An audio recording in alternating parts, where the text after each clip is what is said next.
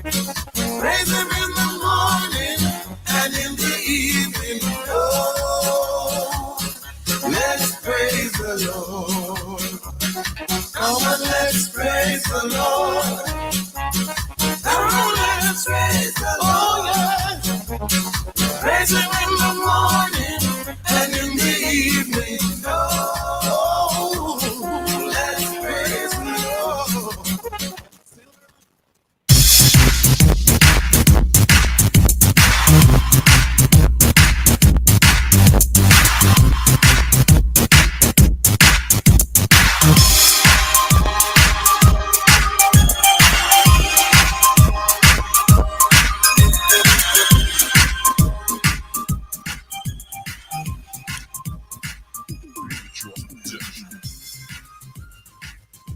Good afternoon.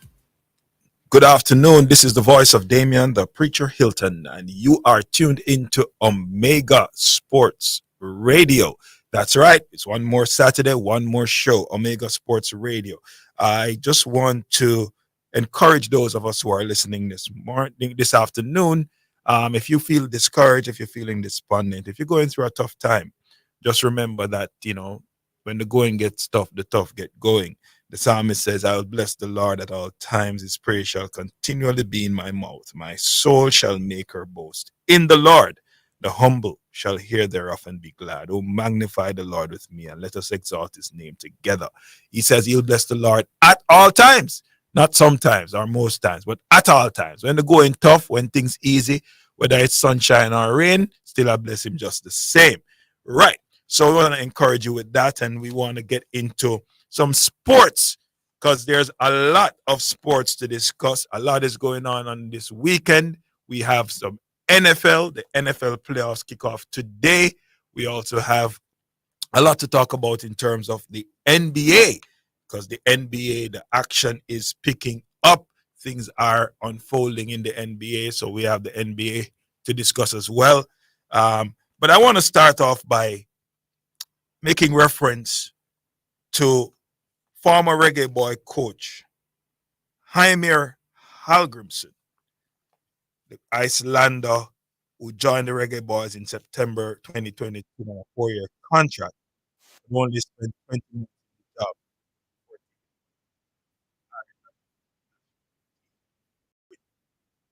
after the most recently held Copa, where Jamaica participated in that and did not do too well. Mr. Hallgrimsson was asked if he has any interest in returning to Iceland to take up the job there. And in his response, he spoke to his Jamaican experience. Quite interesting. He was asked about going back to coach Iceland, and in his response, he spoke to his Jamaican experience. And I quote from Mr. Hallgrimsson, who says, we were trying to change quite a lot in Jamaica, both in the work environment and within the union. And we criticized the way some things were done. Many employees were unhappy in their jobs. As very clear to the staff around the team that if they were not happy, they always had the choice to quit and find another environment to work in. I then realized that there were certain things that I could not change or that it would take a very long time to change them. Then I was actually faced with the same choice as the staff who were not happy. I didn't see myself being able to continue for another 2 years in this working environment. The words of former Reggae Boy coach Almir Hallgrimsson. Now, many people have been critical in the past of the Jamaica Football Federation and the way they manage their affairs. Some people have linked our failure to qualify for the senior men's World Cup since 1998 to the failure on the part of the administration to manage things properly.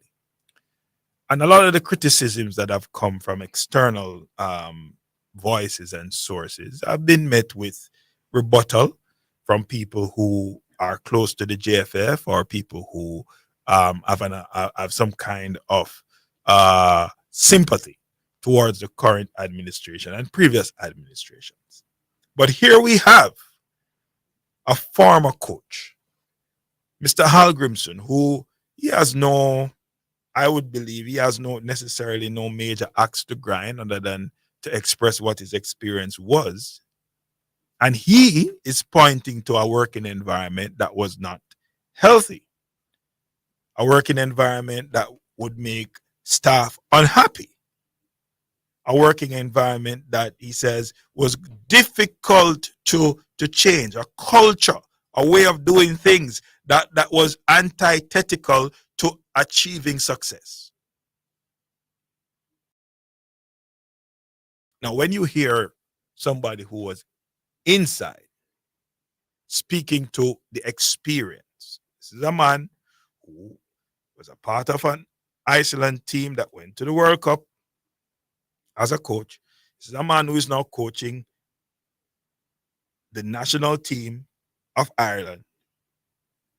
And he's saying, listen, Jamaica has a problem, or the Jamaican Football Federation had a problem with the working environment. The culture was unhealthy. I want to suggest to you that we should take seriously what Mr. Hallgrimson is saying. Many organizations succeed not just because they have talent or just because they have resources. Many organizations do well because a culture has been created within the organization by leadership. A culture that lends itself to staff feeling appreciated, feeling as if they can be their best self.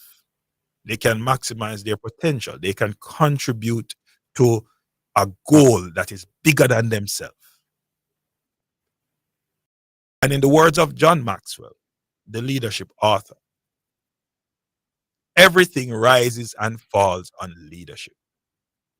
Organization culture is in large part the result of leadership, a vision for the organization, creating the kind of space where no matter where you are on the totem pole within the organization, you're valued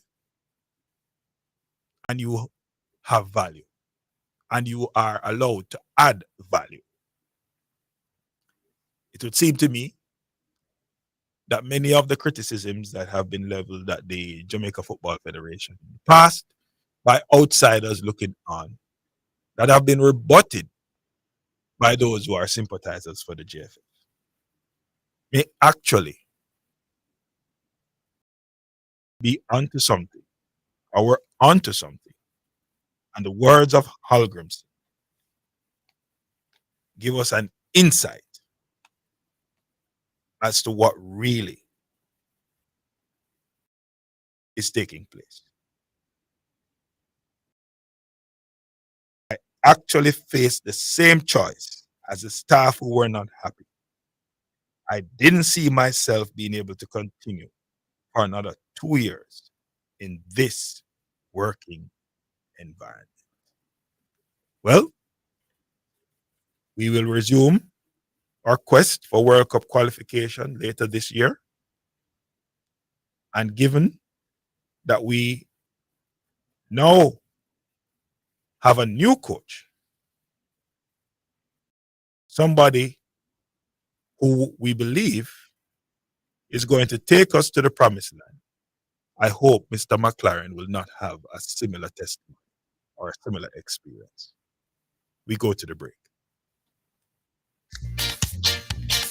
It's now time for live racing from Cayman Spark, sponsored by Azon, the superstore for your home and more. Edgechem, changing lives 1 gallon at a time. Victoria Mutual Money Transfer Services, real money transfer for real people. And Spectrum Insurance Brokers, setting the industry standard.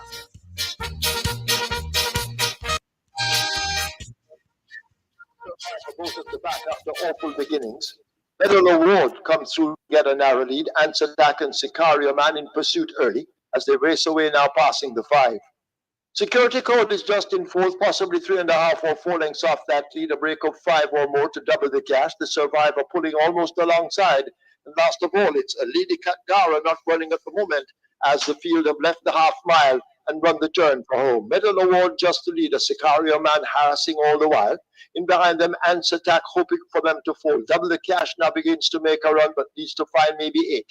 Security Code as they lead the 3 races next. The Survivor is second from the back. And last of all, it's a Lady Kantara as they're coming into the top of the lane. Sicario Man kicking in on the outside of a Medal Award. These two now battling for it as they lead the quarter pole behind them. Sicario Man just the leader. Medal Award now shaken up and asked to come once again as they drive toward the furlong pole. It is Sicario Man and Aaron Shatry. Medal Award and a Tevin Foster. They're in a drive, leaving the furlong pole. Sicario Man just. Medal Award finding more on the inside. These two making eye contact as they drive down the lane. It is Sicario Man now beginning to emerge with the lead. Once again, Sicario Man beats Medal Award, then double the cash. Security Code is back in 4.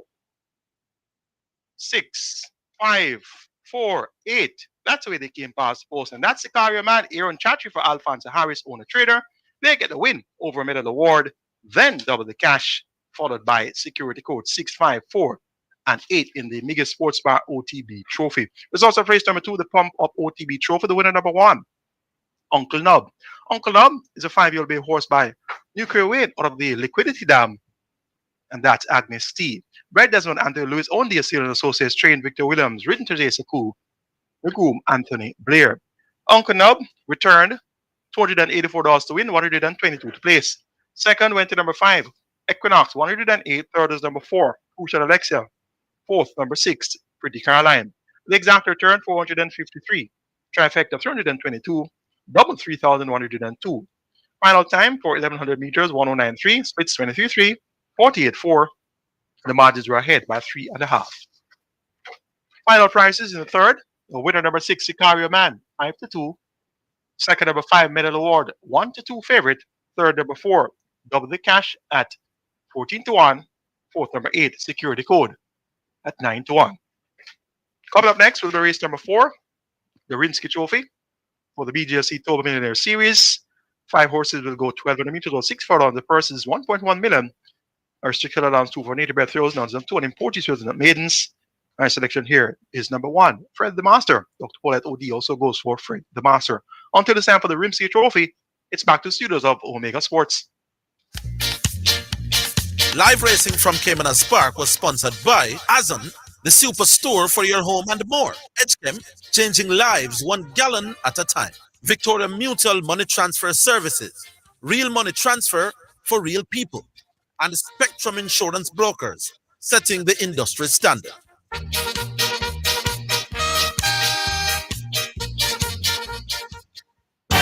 Super Center, everything for your home and more. Whether you are redecorating your home, looking for a gift idea, or simply feel for some retail therapy, Asden Super Center is the place to be. Regal Plaza Kingston and Linstead, we have it all. From linens and curtains to appliances and cookware, furniture, rugs, and wall decor. It's everything for your home and more. Asden Super Center, we're gonna make you smile. Make you smile. Asden Super Center, it's a lifestyle. It's a lifestyle.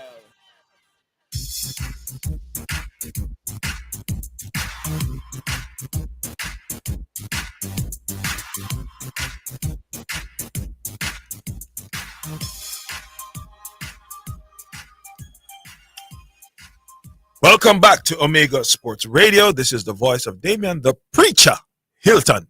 Yep, we talking sports today. Spoke earlier about the views of former Reggae Boy coach Hamir Algrimson and the toxic environment that he spoke of, the culture within the JFF that made it impossible, in his view, for him to continue. I want to talk a little bit more about football.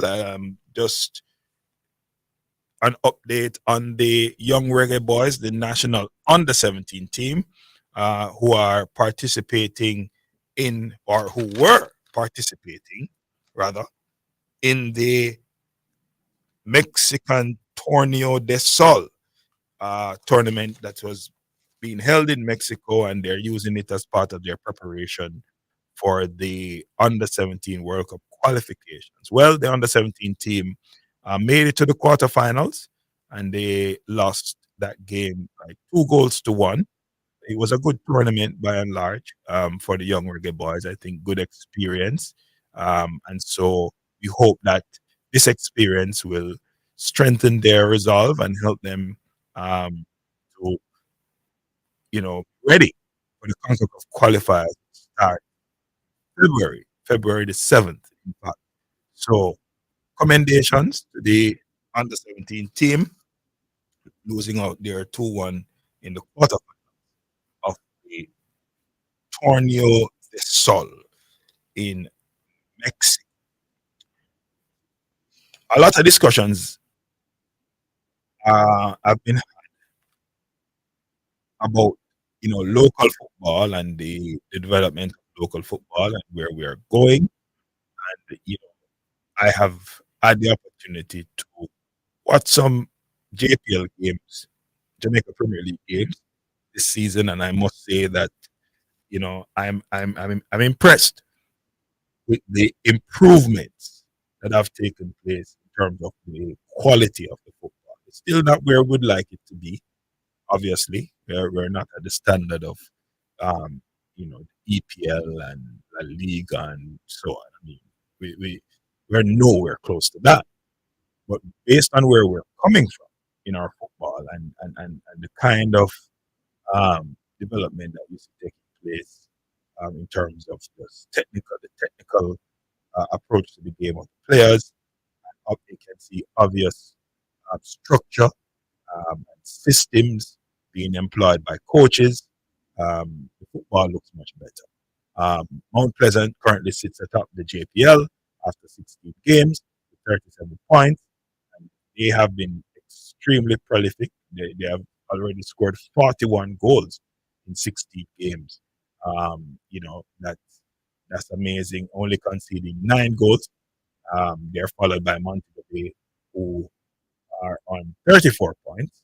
And then Arnett Gardens, Cavaliers, Waterhouse, Portmore United, they round out the top 6 after 6 games. And Tivoli Gardens, Capital, Mullines, Yamalka Racing, Dunby Holden, Aberview, and Umberland are the other teams in respective order. Aberview continue to struggle. They have changed coaches in the season, but they sit in the relegation zone, having only 1 draw from their last 5 games. They have not managed to secure a win in their last 5. Umberland, similarly, 1 draw from their last 5 games. So the relegation battle is on as well, with Aberview only on 12 points, Umberland's on 10, not far from the relegation zone. Racing United and Dunby Holden on 15 points apiece. So things are heating up in the JPL, and so we look forward to the next round of matches tomorrow, where we will have Dunby Holding going up against defending champions Cavalier. Aberview will take on Humberline, and Chapelton Maroons will go up against Malines United. Phoenix will face off against Portmore United. Waterhouse, they go up against Tivoli Gardens, and Monday night fixture, Racing United versus the Mount Pleasant team at 5 p.m., followed by Arnett Gardens up against Montego Bay United. That one should be a doozy. Arnett Gardens versus Montego Bay United. Looking forward to that one. Further afield, the Tottenham Hotspur team, well, they have been, hot and cold in the Premier League, but they were able to edge Liverpool by a 1-0 in the League Cup. Yes, Tottenham secured a 1-0 win over Liverpool in the League Cup, behind a goal from Lucas Bergvall. Lucas Bergvall scoring against Liverpool in that game. And Newcastle United, they went to Anfield. No, so they went up against Arsenal, sorry, and they were able to beat Arsenal by 2 goals to nil in that game. So the second legs will be played. The second leg, Liverpool plays their second leg against Tottenham at Anfield on February the 6th. And they will be looking to turn things around in that fixture. Liverpool are on course. They sit atop the Champions League. They sit atop the Premier League. I'm pretty sure their coach Arne Slot would want to start his journey in the Premier League with probably a trouble. And the way things are looking, it's quite possible that Liverpool could be winning multiple competitions. They are the favorites to win the Premier League at this point in the season. They have been doing exceptionally well. I think they have lost only one game in the Premier League, and they're unbeaten in the Champions League. Yeah, this Liverpool team is looking good. Perhaps one of the deeper teams in Europe at the moment. They have played 19 games in the Premier League, and they are leading the league by 6 points ahead of Arsenal, who have played 20 games. So Liverpool actually have a game in hand, that Everton game that was postponed. Nottingham Forest. Yeah, remember Nottingham Forest is one of those teams that has a rich history in English football. One of the first English teams to win a European trophy, Nottingham Forest. Well, they have managed to turn things around this season. They were one of the favorites to be in the relegation zone. Well, they are now sitting third in the Premier League on 40 points after 20 games. The pre-season favorites, Manchester City. Well, they have been doing a little bit better in recent times. I think they've managed to secure 2 wins from their last 2 games. They are currently in 6th position on 34 points. So we have a little bit break from the Premier League for some knockout football this end, but Liverpool still in pole position. Looking good, looking like they could very well find themselves in trouble winning position. Right? So that's that for the football roundup. Much more of that to come the next time we discuss football in a few weeks.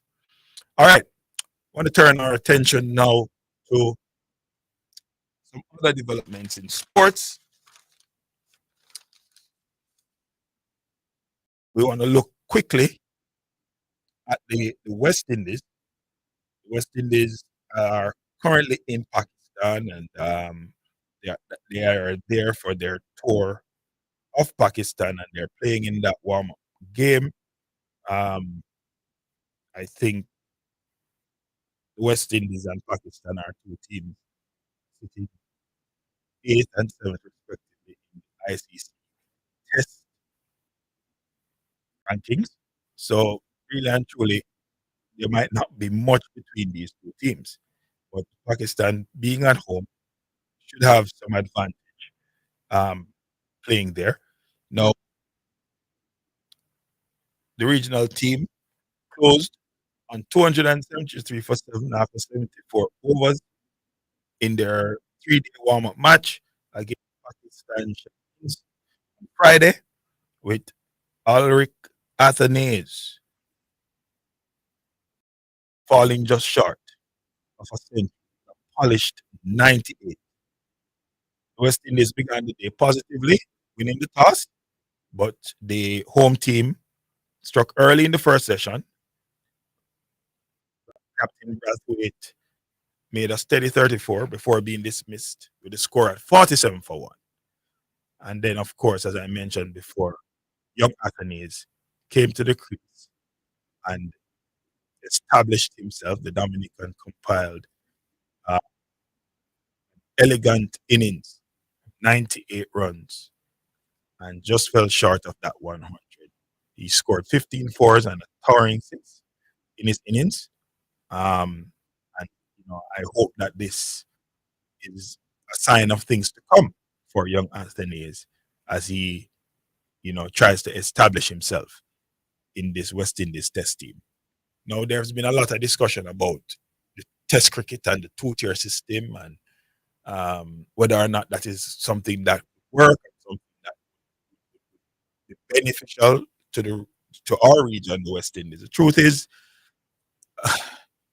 the money that is generated from Test cricket is largely generated by Australia, India first and foremost, Australia, England, um, New Zealand to a lesser extent. The top teams are the ones who generate the most money, with Australia and India uh, leading that. And when you look at the distribution of those resources, the distribution of those resources does disproportionately favor the Australians and the Indians as well.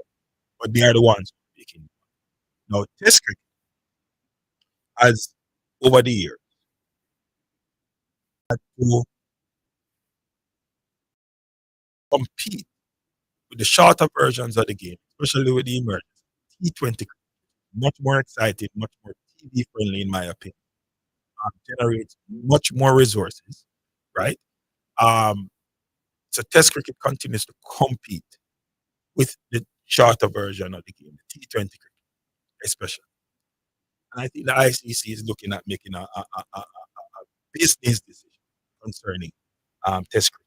Having two tiers would mean that the better teams and the teams who generate the most interest and the most income from Test cricket would play each other more often. And so that would be beneficial, economically beneficial to the ICC. Now, the question is, does the ICC have a sustainable plan or a development plan for the other regions who they would put in a tier 2 system where resources generated from the tier 1 would be earmarked for development and investment in cricket and in the longer version of the game in the tier 2, so that we can see tier 2 teams improving over time with infrastructural development and investment in youth and so on and so forth. And in the future, we might be able to perhaps phase out the tier system because now there will be greater parity. If that is the vision of the ICC, then I think that is something worth trying, because there are some of the teams currently in Test cricket. Unfortunately, West Indies find ourselves there, and some of the other minnows who are looking Test status and playing Test cricket, where they're not going to generate great interest, they're not going to generate great income unless they're playing against the big teams, and the big teams, by and large, will not be paying them in lengthy series. And so the ICC will look at that and see that, hey, this is not a good business model. So let's see where this goes. I personally think it may be something that in the long term may help to solve the problem if there is a commitment to invest in terms of the lesser teams with some of the resources that will be generated from the tier 1 participation in the sport. So that is that in terms of our cricket and where we currently find ourselves in terms of the West Indies. We're looking forward to this series versus Pakistan and to see where that takes us. It will officially be the last series for the current West Indies cricket coach, who will be replaced by none other than Mr. Darren Sammy. Yes, indeed. Darren Sammy will take the reins of the West Indies, all versions, all formats of the game at the end of this series. And it's interesting, there's a lot of conversation that has been happening about that appointment of Darren Sammy, who will replace Andre Coley.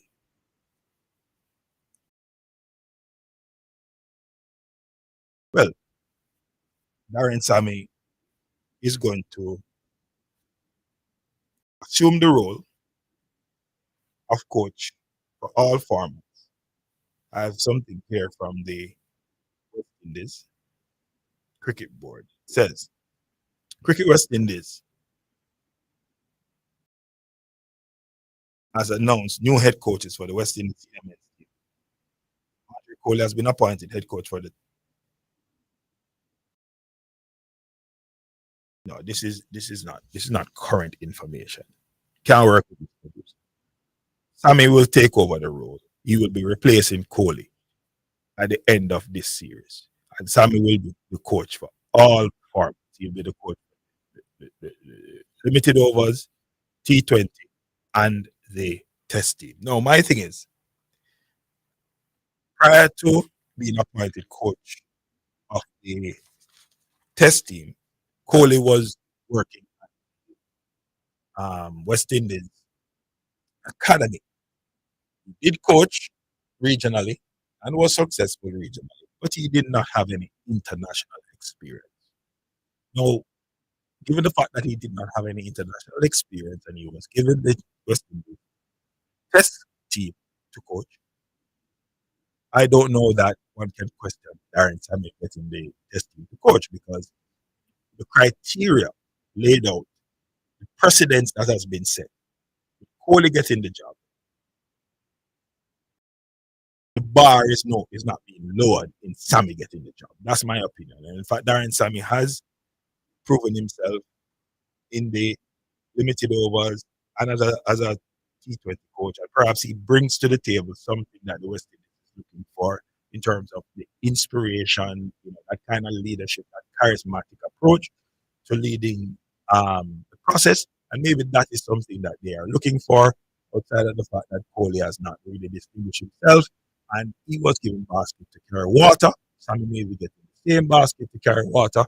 Let's see what will happen with Darren Sammy. What if Sammy is failing in one version and doing well in another? Will he keep all the jobs? Time will tell. But change is change. So let's see where that goes. As mentioned earlier, we are intent on having some discussions about the National Basketball Association as well as the National Football League. Now, both sports are actually American sports. And so we're going to be having these discussions. For some people, it will be educational, because you'll be learning a little bit more about, especially the NFL. For some people, it's really a continuation of discussions that you've been listening to all week on other programs. But the NBA and the NFL are picking up steam. The NFL, in fact, is currently in the post-season. And there are actually games that are on today. Yes, there are a number of games that are being played today. Some wild card games. Houston Texans will take on the San Diego Chargers, and the Baltimore Ravens will take on the Pittsburgh Steelers. Those are some games out of the American Football Conference. And then tomorrow, another American Football Conference game, the Buffalo Bills. They will take on the Denver Broncos. And then later tomorrow, the NFC bows into action. That's the National Football Conference, with the Philadelphia Eagles taking on the Green Bay Packers, Tampa Bay Buccaneers taking on the Washington Commanders, and closing out the wild card round on Monday. For Monday Night Football, we'll have the Los Angeles Rams taking on the Minnesota Vikings. The defending champions, Kansas City Chiefs, they have a bye, given that they had the best record in the AFC. They finished the season with a 15-2 record. And in the NFC, the Detroit Lions, they have a bye, similar record, 15-2, finished the season. And so they have a bye going into the divisional round. Exciting times ahead in the NFL. I should have a guest in studio to talk with me a little bit about the playoffs, preview what is to come, and some of the developments in the playoffs. So look forward to that. Um, not far from now.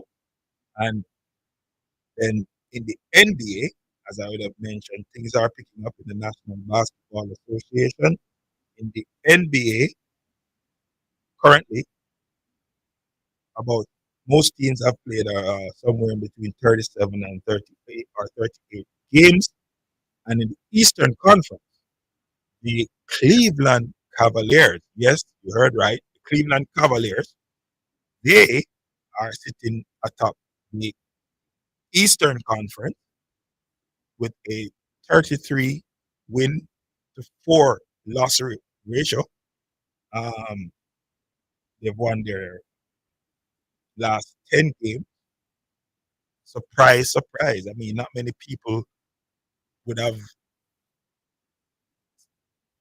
had the Cleveland Cavaliers playing the kind of basketball that they're playing and having the kind of record that they currently have. But you best believe this team is not a team that anybody can sleep on. This team is a team that clearly is well oiled. They have very good players across all positions. And I'm seeing them having watched them a couple times. Well, I'm seeing them also demonstrating that they have a deep enough bench. The Boston Celtics, defending champions, they're there and thereabouts. 27 wins, 11 losses. To date, the New York Knicks, they are looking good. They lost last evening to the Oklahoma City Thunder. It was a blowout from the beginning. The Thunder led from the get-go and closed it out with relative ease. The Knicks, however, are 25 wins, 14 losses, and are third in the Eastern Conference. In the Western Conference, the aforementioned Thunder, OKC, they are 31 and 6. 31 and 6. Now, OKC, behind the play of Shea Gilchrist Alexander, are a young team full of energy. They play up and down the court. Alexander is a two-way player, averaging about 30 points, 31 points a game. You know, be the creative force on that team. He also plays very good defense, gets back on defense. They're a team to watch. Houston Rockets, not a surprise team. 25 wins to 12 losses in the Western Conference. They are up there. Nobody would have told you. Nobody could have said that they predicted that the Houston Rockets would be a team that would be playing this good at this time of the season and with this kind of record. They're doing it. And then you have the Memphis Grizzlies, the Denver Nuggets, Mavericks, the Lakers, the T-Wolves, the Clippers, the Kings. You know, there are two teams in the Western Conference that you have to scratch your head about: the Golden State Warriors and the Phoenix Suns. With all the talent that the Phoenix Suns has at its disposal, the likes of Kevin Durant and Bradley Beal and, you know, Devin Booker. What's going on? We're going to have our basketball discussion later this afternoon. We're going to have a guest on the show to discuss some basketball and to get a little bit into what's going on with some of these contenders who seem more now like they are backsliders. We're going to run over to Kevadas Park. We'll be back here, you know. We're going to pay the bills. Sport of Kings. So come back. It's now time for live racing from Kemana Spark, sponsored by Azon, the superstore for your home and more. Edgechem, changing lives 1 gallon at a time. Victoria Mutual Money Transfer Services, real money transfer for real people. And Spectrum Insurance Brokers, setting the industry standard.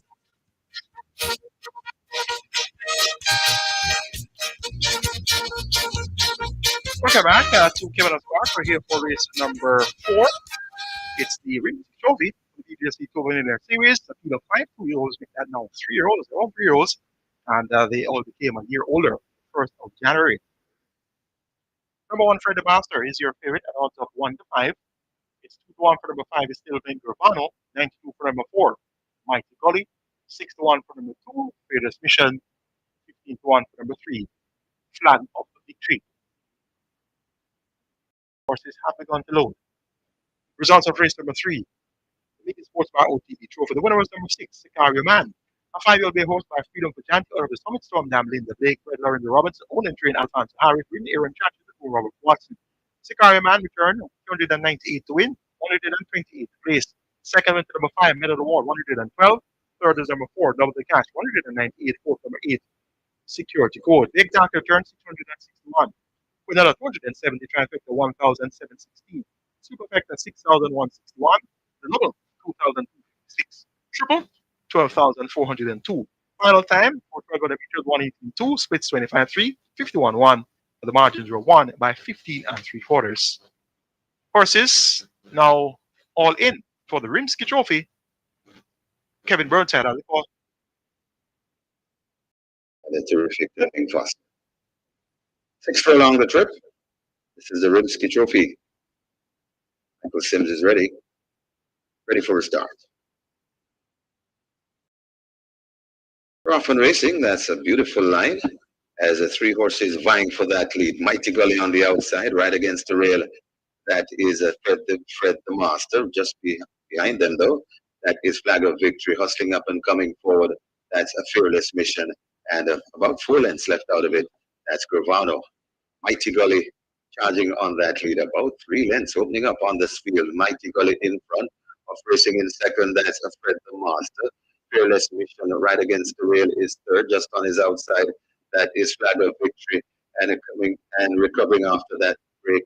That is Gravano. They head toward the 2.5 furlong point, and now Fred the Master assumes the lead from Mighty Gully, fighting on in second. Fred the Master out in the middle of the track and looks to be full of run. It's Fred the Master beginning to pull away from these. Mighty Gully left back against the rail in third, also coming on. That's Gravano, but it is Mighty. It's Fred the Master in front and beginning to pull away from these. Fred the Master is Coleman's Rise. Fred the Master and Robert Halliday running up the score for the champion trainer, Jason DaCosta. Fred the Master by about 6. Gravano is second. Then comes up Fearless Mission, Mighty Gully, and Flag of Victory. No problems there for Fred the Master and auspicious debut victory. And he looks quite useful, 57 kilos and all. And romps from the victory. Having worked extremely well. Robert Haldane for this DaCosta, and CD, the US bred Fred the Master gets it right first time of asking. He's still late. Gravano completes the exacta. Third goes to 50%. Fourth goes to Mighty Gully. 1, 5, 2, and 4. Final time 112 and 3/5. That appears to be 112 and 3. So impressive time. First time of asking for this. They called by Mitole out of the North Pull Up Dam, but for money. Final price is the winner, Fred the Master, 1 to 2. Runner up Gravano, 6 to 5. Fearless Mission, 7 to 1. And Mighty Gully, 9 to 2. Coming up next will be race number 5. The more entertainment OTB Trophy. And the famous $1 million $800,000 the field 10. Go 12 meters or 6 furlong. My selection here is number 3. Our ranking, the 4 at OD goes to number 6, Burning Valor. Until it's time for race 5 of 10, it's back to studios of Omega Sports. Live racing from Caymanas Park was sponsored by Azon, the superstore for your home and more. Edgechem, changing lives 1 gallon at a time. Victoria Mutual Money Transfer Services, real money transfer for real people. And Spectrum Insurance Brokers, setting the industry standard.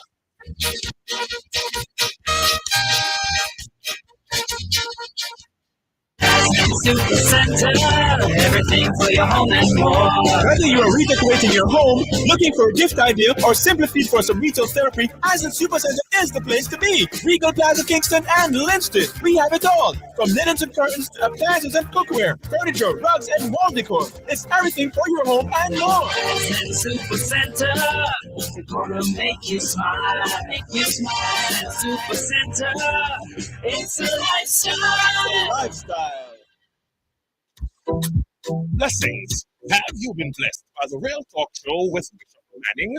Well, you can listen to the Real Talk Show Mondays to Fridays, 7 a.m. to 11 a.m. on the Omega Radio app. Just go to your app store and look for Omega Radio, or listen live on the Omega Church Broadcasting Network website. That's www.omegachurchradio.com. You can also watch on Facebook at Omega Church. On YouTube, you can watch the live church service at Omega Church or Omega Radio. You can also call us at 876 319 1148 or 876 613 9129. Toll-free number is 877-494-0253. That was a paid advertisement by Omega Radio.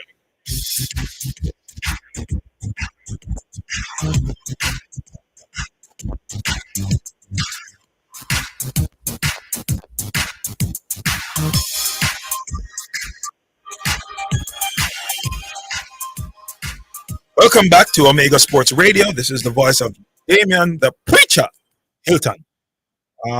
We are lining up to have an interview with a former Jamaican national player, footballer, Mr. Richard Edwards, who is now doing a lot of work over there in Ontario, Canada.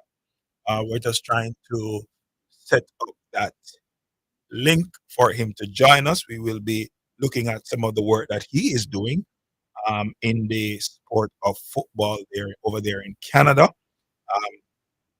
Many of us may not be familiar with Richard Edwards, but for those of us who are, he plied his trade for a number of clubs in Jamaica before leaving for Canada, where he did play some semi-professional football, but now he is involved in coaching. One of the things we want to do this year as part of the program is to give exposure to some of the former players, national players, not just footballers, but across different sporting disciplines, and the work that they're doing now in their sports, and just try to give the audience, give the listening public greater appreciation of their journey in their sport. So as soon as we get Richard Edwards on the call, we'll go over to that interview. Before the break, we were just discussing the issue of West Indies cricket and the coaching adjustments, and Darren Sammy, and him taking over from Kohli and observing the role of head coach for all the different formats. And we really would love to see West Indies cricket turn around. The tier system, as I mentioned before, is something that many people are opposed to, but there is some kind of long-term and sustainable vision for development of cricket in the countries that have been struggling in the test arena. Then I think it's worth a shot. I honestly think it's something that the ICC should sit down and work through properly, and try to see how best they can expand the sport and develop the sport, so that there will be more parity in the future. Hopefully, we can regenerate some passion. We can have stronger administrative support for the sport in the region going forward. I think we have Richard Edwards on the line right now. Richard, are you there? Richard, are you there?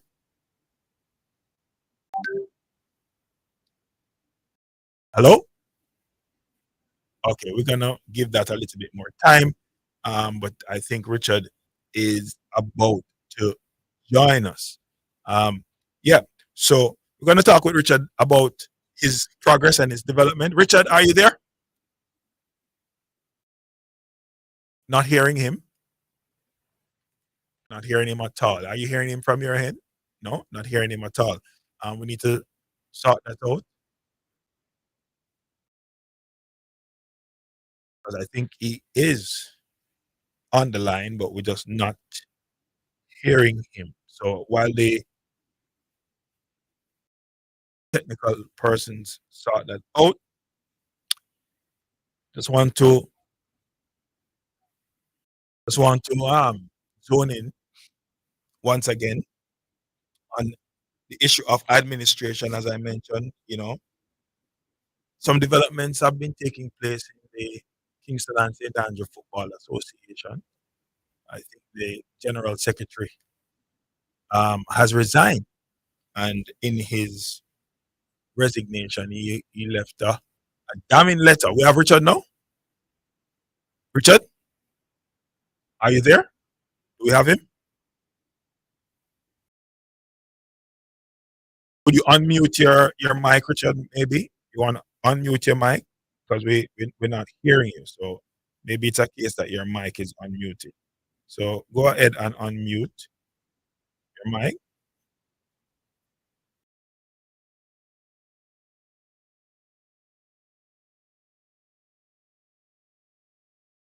Okay.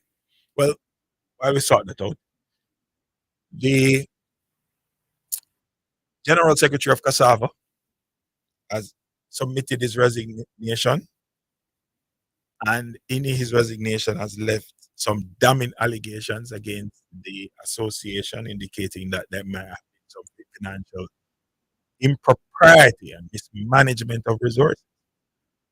Cassava is the biggest association and one of the most powerful associations in Jamaica. And this, we will hear more about it, I'm sure, down the road. But this issue has the potential to really put a damper on Cassava's efforts to, generate support for football in Kingston and St. Andrew. It's one of the associations that has always managed to attract sponsorship for their different programs and leagues. And if there's any truth to any of these allegations, then I guarantee you that Cassava will find itself in a pickle going forward. The Cassava, I think it is their major league competitions, recently started as well. And so we'll give you some more information on that in the future about how things have been going with football in Cassava. So that is something we want to zone in on, especially in light of these recent developments. So we're still waiting on that connection with Richard Edwards. He's joining us all the way from Canada. So not sure what's happening from his end. But anyway, we keep things moving. All right, we are expecting another guest in house, so we want to just talk a little bit about the playoffs that are going to be upon us in the NFL. Now, one of the discussions that has been happening in terms of the NFL is the MVP discussion. Now, this season in the NFL has been an interesting season. It's been an exciting season and an interesting season. Very interesting season. One of the teams that did not make the playoffs were the Cincinnati Bengals. Cincinnati Bengals, behind the play of Joe Burrow, unfortunately did not make the playoffs this year.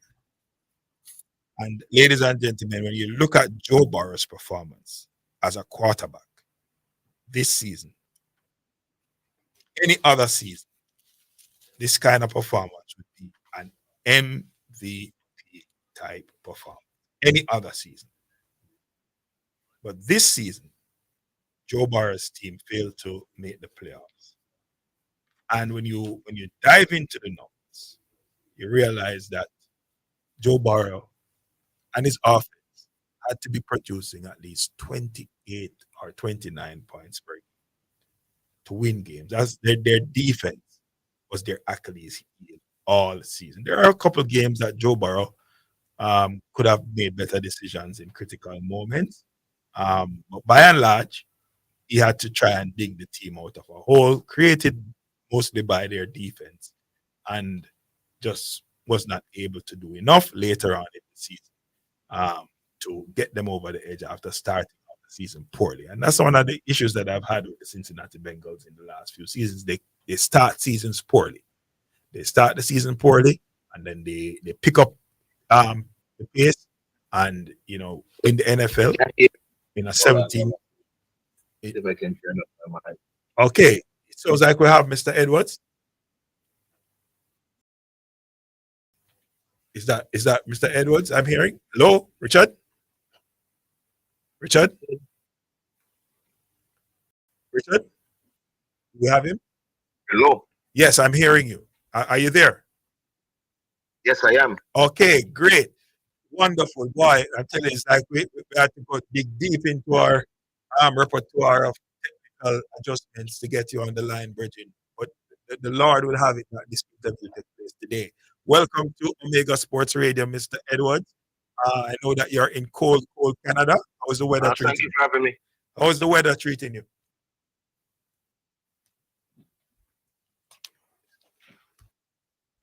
How's the weather treating you, sir? Richard? Richard?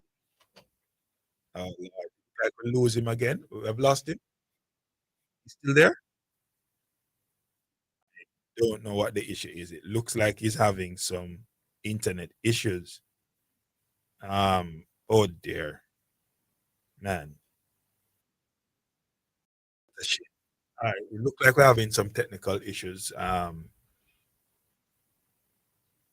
Not sure what is the problem is. It seems like it's more from the other end than our end. But anyway, we'll try to sort that out.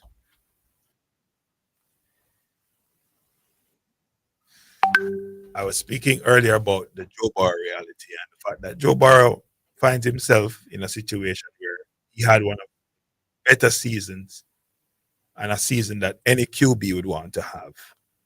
And let me give you his numbers, ladies and gentlemen.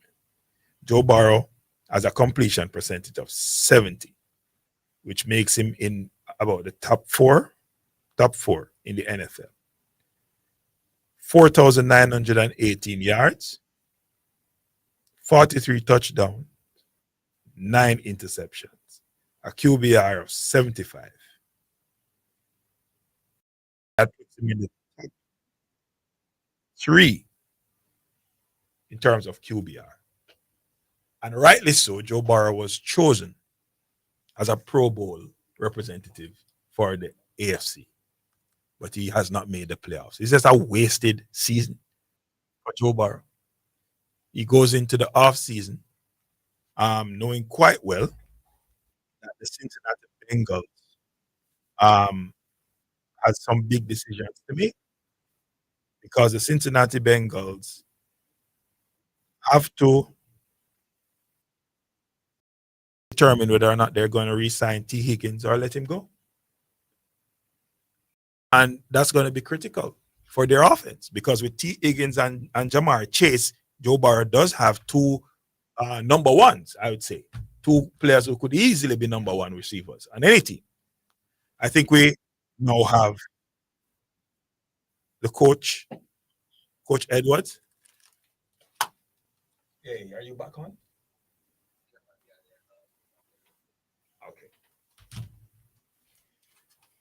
Okay. We now have Coach Edwards. Coach, are you there? Are you there? Coach, we're not hearing him at all. Can we get him on WhatsApp? Can you? Yeah, let me send number to you. I'll send you his number and you can connect him on WhatsApp. All right. All right. I'm going to, because we definitely need to get this interview. There's a lot in it for people to hear. All right. In the meantime, I have with me another Virgin in studio. I did mention to you that I was going to have for us to discuss the NFL, and this man goes by the moniker Any Given Sunday. If you follow the NFL, if you know anything about American football, they say any given Sunday. Anything can happen on any Sunday in the NFL. It is true. It is true. Usually it was 16 weeks, now 17 weeks, and the same applies. Any given Sunday. I call him Remy as well. he can introduce himself by his right name. But we are going to be discussing the NFL and playoffs and stuff. One of the persons I love to discuss football with because he comes with reason, he comes with balance, he comes with numbers, but he also leaves the emotions outside the door, and I love that. So Remy, welcome, sir. Hey, preacher, thank you for having me. Yeah, man, it's a pleasure to have you, sir. We are going to be talking about the NFL, but you want to tell the listening public what your right name is, if you don't mind. No, I don't have a problem with that.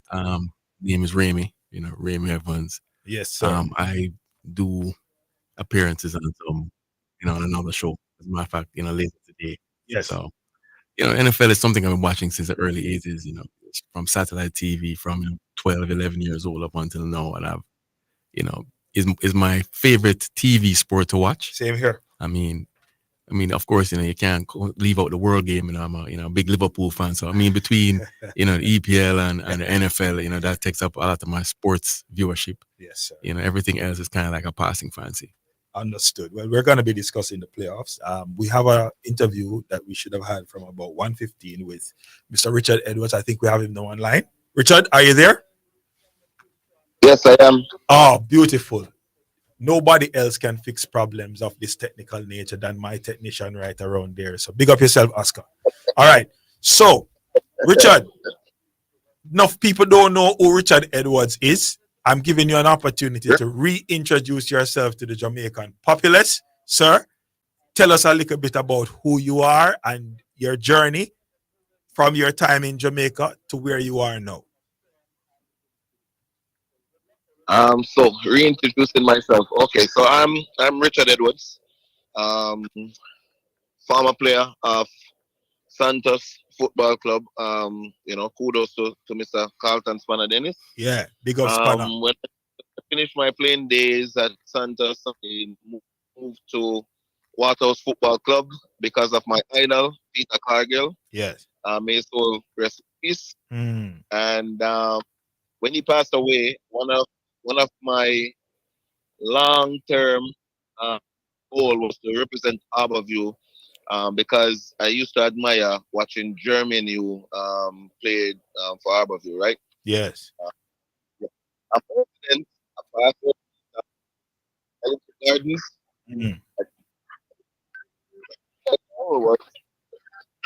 That's the person who inspired me. Your line sound a bit choppy, Richard. Still, My line. yeah, Copy. you're clearer now. You're much clearer now. Stay in that position. Okay. I'm not moving. Okay, great. So you have played in for a number of local clubs. You mentioned Santos, you mentioned Waterhouse, you mentioned Harborview. I think a lot of people would know you from your time at Harborview. You went by the moniker Short Man. Yep. Again, Peter Cargill is the one who placed the name on me, and it stuck with me throughout the rest of my time, just because of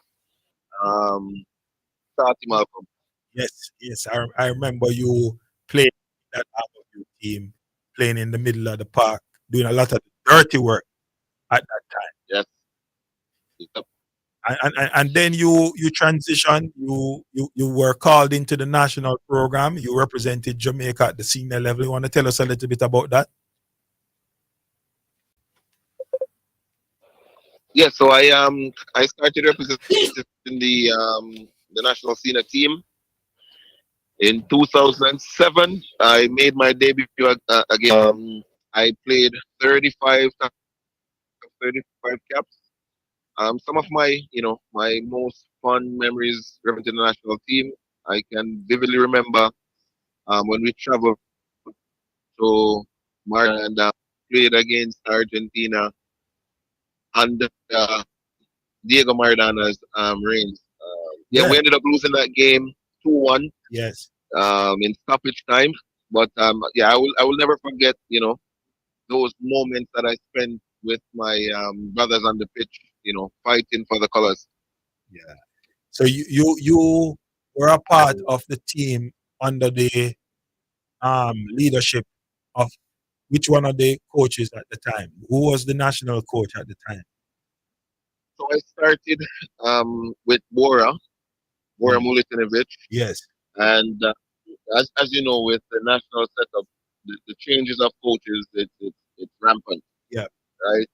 So Coach Downswell coached me before. Who was there after? Clovis de Oliveira was there at one point. Rene Yeah. Simoes, when he came back for his, I think probably that was his second or third stint. Yes. Alfredo Monteso as well. Um, who again? I can't remember now because that's been like, Many years I ago. would say probably Many years more ago. than 12 About years. 20, yeah, about 20 years. Well, 15 years thereabouts. Yeah, Um, yeah. and then you moved on to Canada, and you've been in Canada for some time now. You played some football there, but I want you to tell us a little bit about that journey, and what where you are now, what you're doing now, because a lot of our former national players are all over the world. They find themselves in the diaspora, but we don't know some of the good work that they're doing, and it's good to let the public know what's going on. All right, so I migrated to Canada again. The reason why I'm bringing up this is because people need to understand the value of sport and the value of the bond that us football players create while representing either the national team or whichever club, right? So I migrated to Canada because of Richard West. Richard West was one of the most talented youth players that I've seen Former at Santos the player as national well. youth He level. played for Santos as well. If my memory serves me well, and Exactly. attended So Denham Town I've High been School. friends with him since I was age 6, Okay. right? So this is 35 years of friendship. Wow. So I migrated here, came to Canada in 2013, started playing for York Shooter Shooters. We won multiple championships, went undefeated, still in the record book where that is concerned. In 2000, I would say 14, I started to harbor the thoughts of outside of soccer, what am I going to do with my life after this? When I came here, I met my wife, um, and got married, all of that stuff. And then she said to me, "Why don't you go into coaching? Because just watching you play on the field, your team don't even need a coach because you're doing all of that work." Wow. Anyways, I said, one thing with me, I don't want to get in an environment where I will be disrespected because I don't I don't approach that situation well. And one day I was home and she paid for a course, and I did my first course. I'm just to kind of get an idea from a structural standpoint how the coaching realm works. Right. And ever since I got in, this is where I'm at right now. So I started 2014, and now we're in 2025. That's 11 years to be precise. And in my 11 years, I'm now Canadian national B license coach. A B license. Yep. I'm currently at a convention where a part of my UEFA C license, um, TPD, they call it TPD, where you have to gain a amount of points to maintain your license, as well as to propel you to, bigger and better license. So we had to do a analysis course here, and I recently just completed that. So now I'm on the verge of applying for my UEFA B license um, through the Scottish FA. Yeah, so that's where I'm at right now, where coaching is concerned. I have my own technical training school that started in 2015. This year is gonna become 10 years since I own that project. and I'm working currently at Burlington Soccer Club.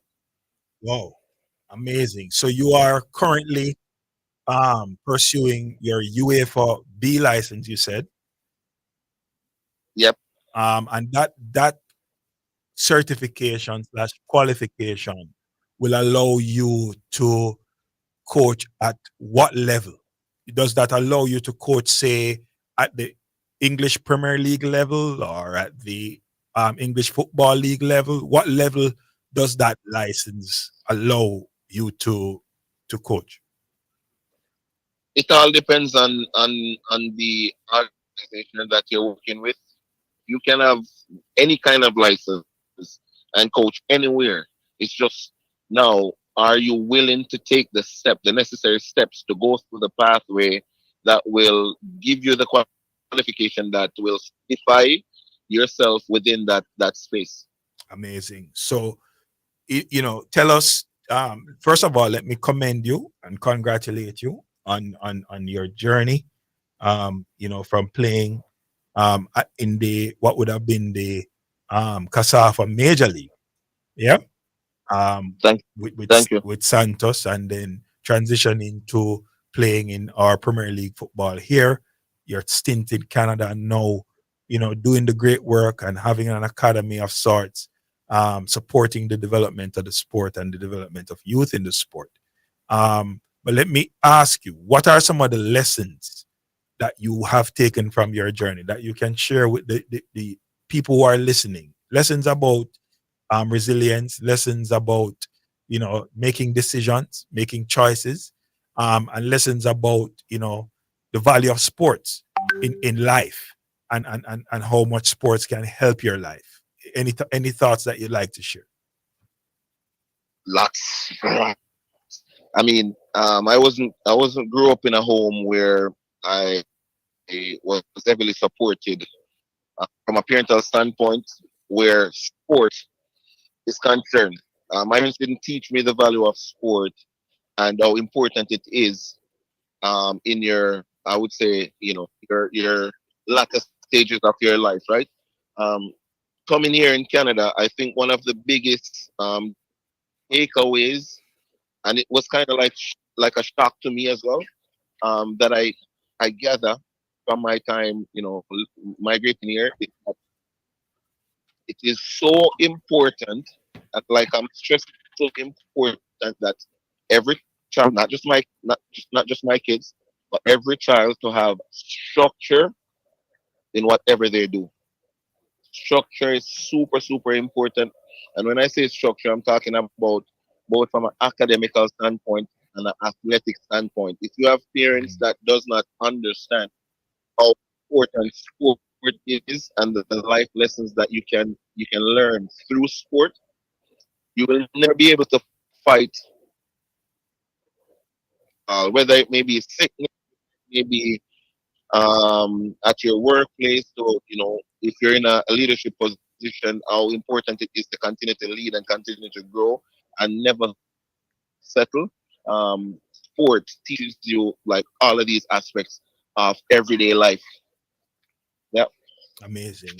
So the value that I say, structure is Structure. massively important.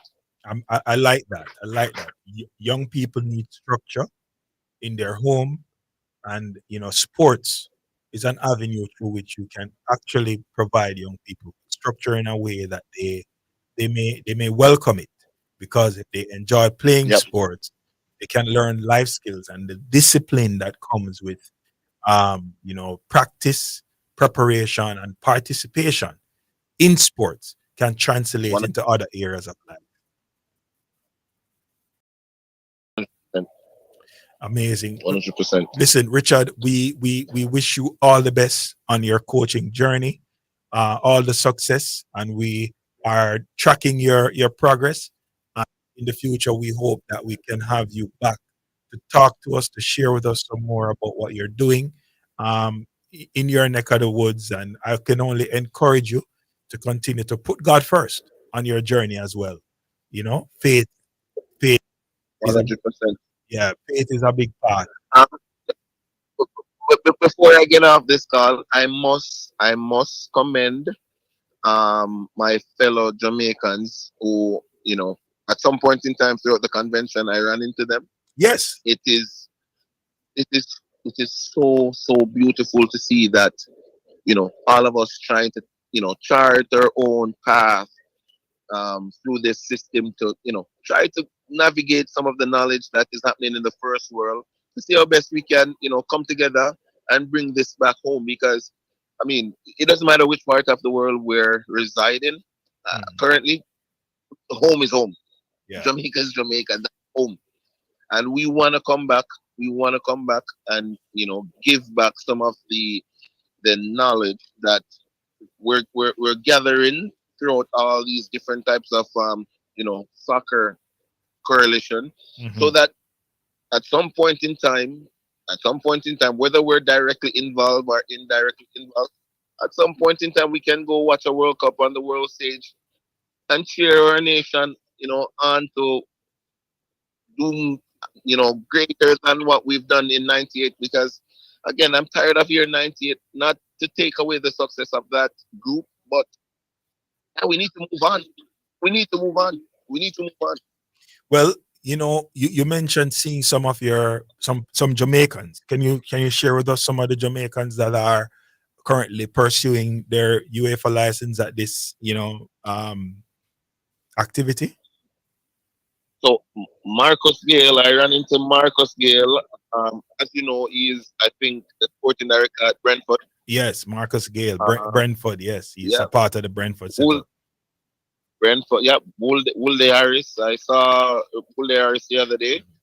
I ran into Roger Thomas. Yes. Brandon Silveira, Andre Waugh. Yes. Who else did I run into?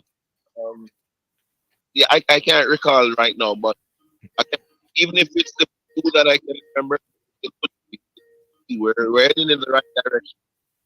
Amazing. Well, Richard, listen, it's good to know that you're still involved, and it's good to know that we're still involved, and we look forward to hearing more of you. We're happy to hear of the cadre of coaches, Jamaican born or with Jamaican affiliation, that are pursuing their UEFA license, because this will give the national program more people to choose from who understand the culture and the context, and who can come in and help our football. So again, all the best, and kudos to you for continuing the journey, my brother. Yeah, man. Thank you for having me. Yeah, man. No problem. No problem. That was all the best for 2025. That was Richard Sharpman Edwards. Big up yourself, my brother. Continue the journey. Continue the journey. Wonderful. Listen, I love this program. I love to, use the platform to give exposure to different persons who have been involved in the national setup across different sports, or persons from sporting bodies and associations, so that we can understand what is really going on, the good work that is going on. There's a lot more going on in this world of sports than the things that we sometimes talk about every day. And so the human interest story is a big part of what we try to do here on Omega Sports Show on a Saturday. And so, great interview. We're going to jump right over to the National Football League, the NFL. Yeah. And I have the right man in the house any given Sunday, a.k.a. Remy. And we're going to be breaking down the National Football League wildcard round. So without further ado, I'm going to get Remy involved, but we have to make some money. We have to take a quick break. So we're going to run over to Caymanas Park and get ourselves sorted out, and then we will be right back.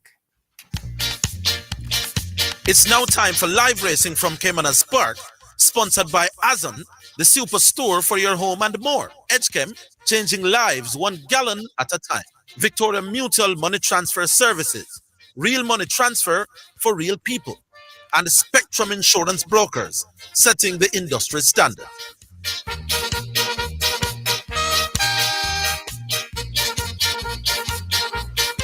Welcome back to Caymanas Park. We're here for race number 5. It's the Portmore Entertainment OTB Trophy on OTB Appreciation Race Day. We almost have a lineup.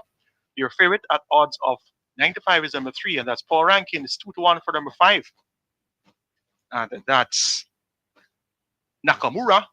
And then you get 7-2 for number 2, Storm, followed by a pair of 5-1 chances, 6, Burning Valor, and 7, Whiskey. And there's also support for number 9, Alexa's Lot at 9-1. We appear to have a lineup. Let's on Brian Wickman for the call. They're off. Inspired Miracle misses it, gives away several lengths. Power Ranking, the favorite, now grabs an early lead. Alexa's Lodge a half a length down. Stormer come racing on the outside. Burning Valor running wide. On the rail, that's a Let Him Fly. Nakamura in between horses with a Whiskey. Rose of the Warrior forming a line of 4. A gap of some 5 lengths back to Storm. An Inspired Miracle needs to do more. Left at the back last. They've left the half mile, the tempo should increase, and the favorite Power Ranking is in control, being chased by Burning Valor down against the rail. Alexa's Lodge is tucked in between horses as they go flashing past the 3. Power Ranking out in front. Burning Valor now asked to close the gap. Watch Whiskey coming on the outside of horses, but they're coming into the top of the lane, and it is Power Ranking on the head of affairs. Here is Burning Valor now asked to kick in down against the rail. Whiskey has more running to do along with Alexa's Lodge. Power Ranking beginning to drift a bit. Burning Valor continues the challenge against the fence, but it is Power Ranking inside the final furlong. Burning Valor now asked to creep closer, but Power Ranking continues to hold the lead inside the final 16th. Burning Valor now asked to come with a late charge, but Power Ranking and Richie Shakes will take it. Burning Valor is next. But then Whiskey ahead of Nakamura. Storm has finished in 5th. So the top selection, number 3, Power Ranking, comes good, making most of the running. Richie Shakes, another talented-looking young man from the new batch of apprentices here. And Power Ranking takes him gate to wire in the Portmore Entertainment OTB Trophy. Second went to number 6, Burning Valor, Emilio McLean. So the apprentices are 1, 2, 3rd. Number 7, Whiskey with Tajay Sakuso, 1, 2, 3 for the apprentices. And 4th goes to number 5, Nakamura. 5th for your high 5 looks to be number 2, Storm. 3, 6, 7, 5, 2 in the Portmore Entertainment OTB Trophy. Results are placed number 4, the Rimsky Trophy. The winner is number 1, Fred the Master. Fred the Master is a 3-year-old bay colt by Mitole out of the Not Full of Dam, but for money. Bred in USA, owned by Ladies and CD Strangers, the cost of Real Robert Halliday, the groom, Garth Pennant. Fred the Master returned 152 to win, 105 to place. Second was number 5, Gurbana, 105. Third, number 2, Fearless Mission. Fourth, number 4, Mighty Gully. The exact return, 104. Trifecta, 82. Double event, 702. And the triple, 2,319. Final time for 12 meters of quick, 1:12.3. The splits were 23.3, 48 flat. The margins were 5 1/4 by 14. That's 5 1/4 by 14. Final prices in race number 5. The winner, Power Ranking, went off at odds of 9-5. Runner up, Burning Valor, 6-1. Then came number 7, Whiskey, at odds of 5-1, followed by number 5, Nakamura, 2-1. And rounding off your high 5 is number 2, Storm, at odds of 3-1. Next event will be the 6th, the East Queen Street and Ocho Rios OTB Trophy. We have a field of 12. They go 1,400 meters of 7 furlongs. And first of 800,000 up for grabs. My selection is number 12, Natural Dancer.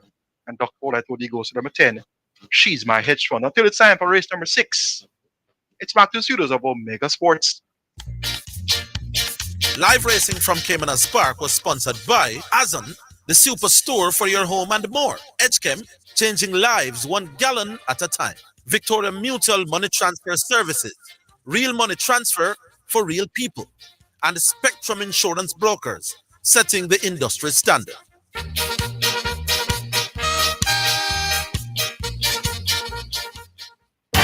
Super Center, everything for your home and more. Whether you are redecorating your home, looking for a gift idea, or simply feel for some retail therapy, Azon Supercenter is the place to be. Regal Plaza, Kingston, and Linstead. We have it all. From linens and curtains to appliances and cookware, furniture, rugs, and wall decor. It's everything for your home and more. Azon Supercenter, we're gonna make you smile. Make you smile. Azon Supercenter, it's a lifestyle. It's a lifestyle. So refreshing. What's so refreshing, Sonia? The water is refreshing. Try it now. Where you get that from? Not clean manufacturing water. So refreshing. Me like it. Clean water. Located at 20 Syndham Commercial, Old Harbour, Spanish Town, St. Catherine. Telephone number 876-335-0448 or 876-648-7192. or email cleanconcept@gmail.com.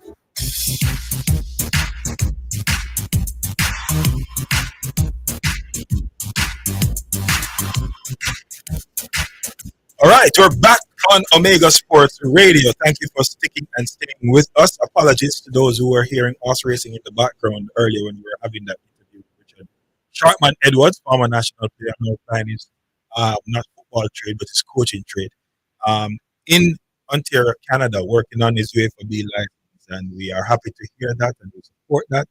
And we would love for more Jamaicans to make that kind of transition because it only augurs well for the potential pool of coaches that are at our disposal as a country, but also for their own, development and advancement and the economic opportunities that they will derive as a result of, their progress. So yeah, big up to all the people who are listening, all the people out there in Radio Land who are tuned in. We're going to get into the segment now where we look at the National Football League and do some breakdown of the playoff games that are coming up for this wildcard weekend. So, Mr. Remy, let's get the ball rolling. We are looking at the NFL, and the first game on the cards will be the Houston Texans going up against the San Diego Chargers. The Texans are actually playing at home, but are the underdogs playing at home. Having won their division, but they're playing against a team that's coming out of Kansas City's division. Kansas City's division has 3 teams that have made it to the playoffs. So, the Chiefs continue to be the team to beat, I believe, in the AFC. Let's talk about this playoff game. Well, the Chargers have something that travels well. They have the number 1 scoring defense in NFL, and they run the ball well. And they have J.K. Dobbins back in the fold, and he's healthy, and he's key to their offensive success. Yeah. They're your typical, Jim Harbaugh team. If anybody has watched, the way Harbaugh, approaches the game, when he was in San Francisco a few years ago, smash mouth football, strong on the defensive side. And when he went to college, he did the same thing with Michigan. So, that is his recipe for success. And he has, he has done the same thing, in Los Angeles, not San Diego. Right? I keep saying the San Diego Chargers because I'm from that place. Right. But in this game, I think it's really it's going to come down to how the offensive lines play. Yeah. I think Houston has a slight advantage being at home because I think the crowd noise that we know can affect, offensive linemen in terms of hearing the snap count.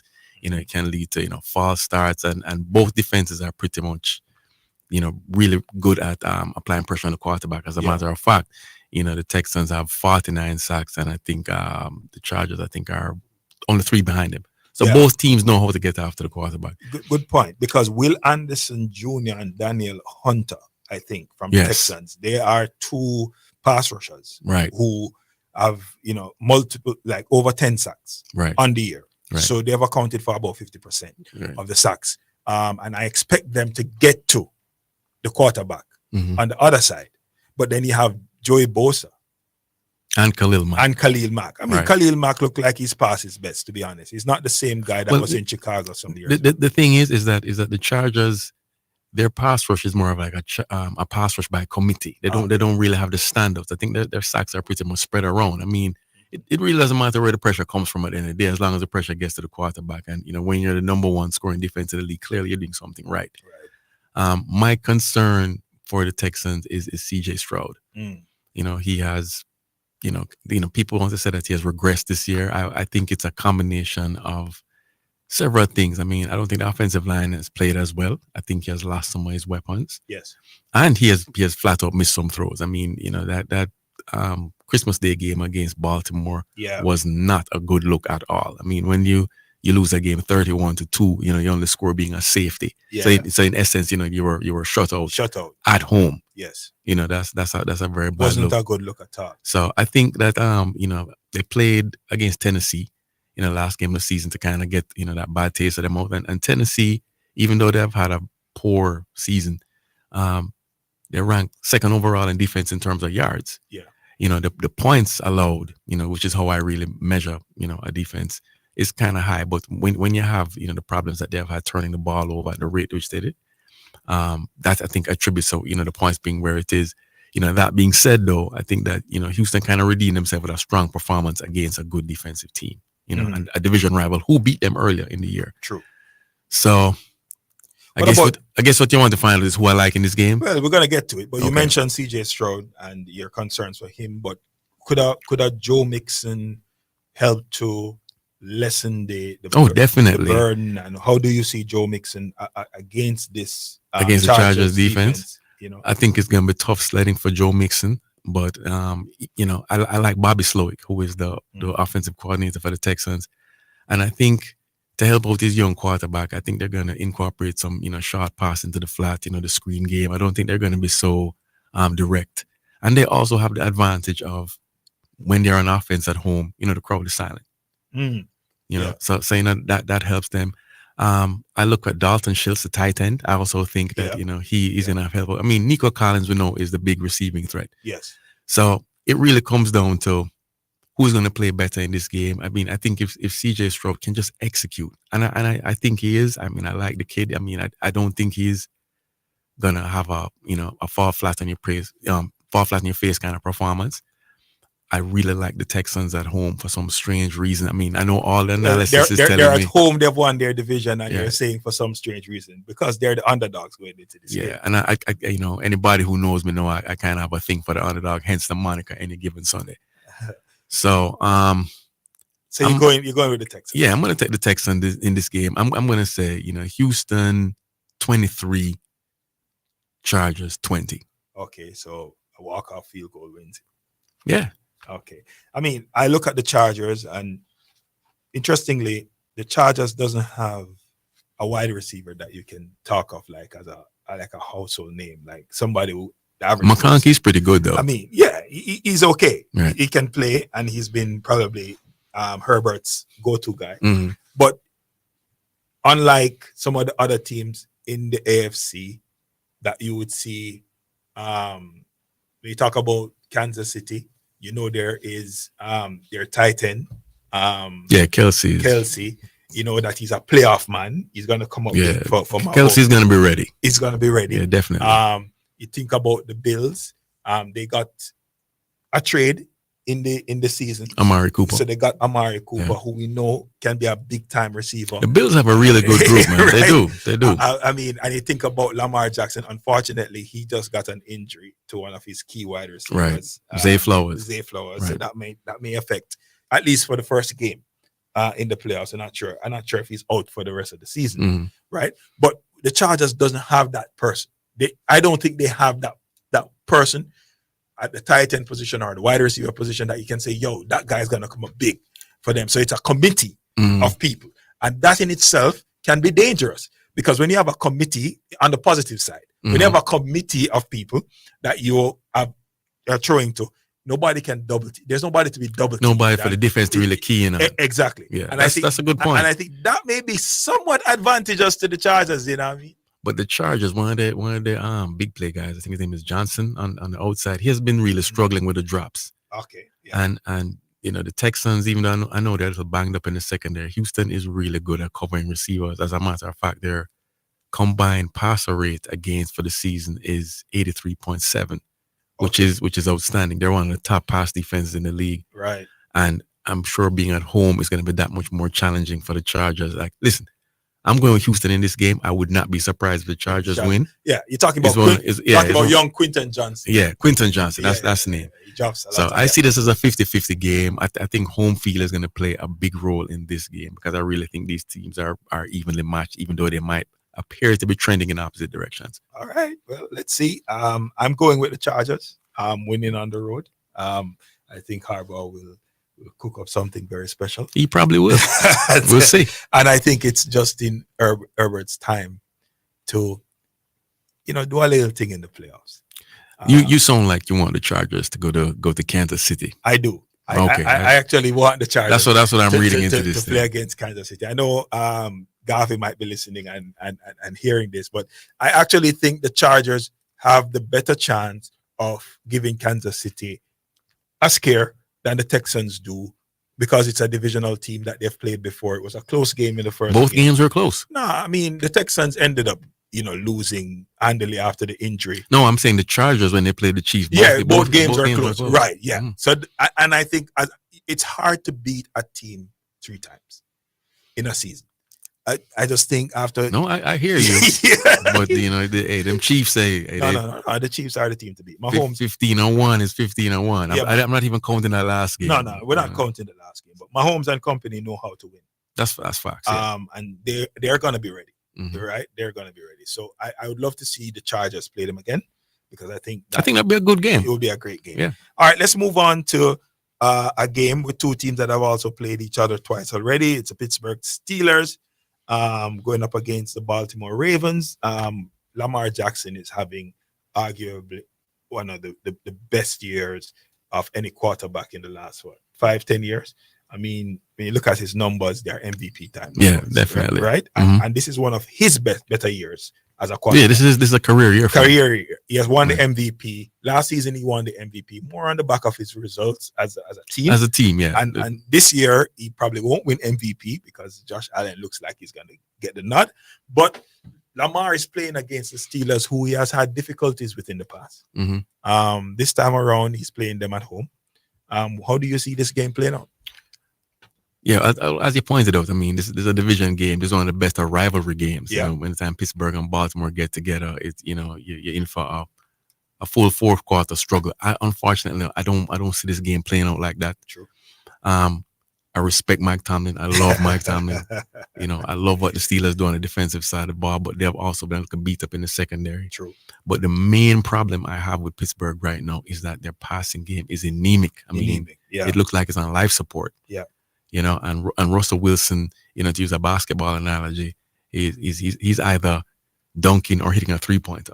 There's no intermediate game, and Baltimore has been playing so much better defensively of late. And I mean, they're one of the top teams getting pressure on the quarterback. The Steelers don't really have an identity, and I think that George Pickens is also a big distraction for them. He seems to be the kind of guy who doesn't pay a lot of attention. To the final details. I mean, he's a He's tremendously talented extremely receiver. talented. Yeah, but probably doesn't study the routes. Probably, Right. Not so keen on. But I don't think this game is going to be a whitewash like it was a couple weeks ago in Baltimore. I think the Steelers are going to show some pride. Right. But I do expect Baltimore to win. I would say 2-score game. Like by 10 points. By 10 points. Like a All right. 31-21. Let me throw something out there, right? So you are Coach Tomlin. Mm-hmm.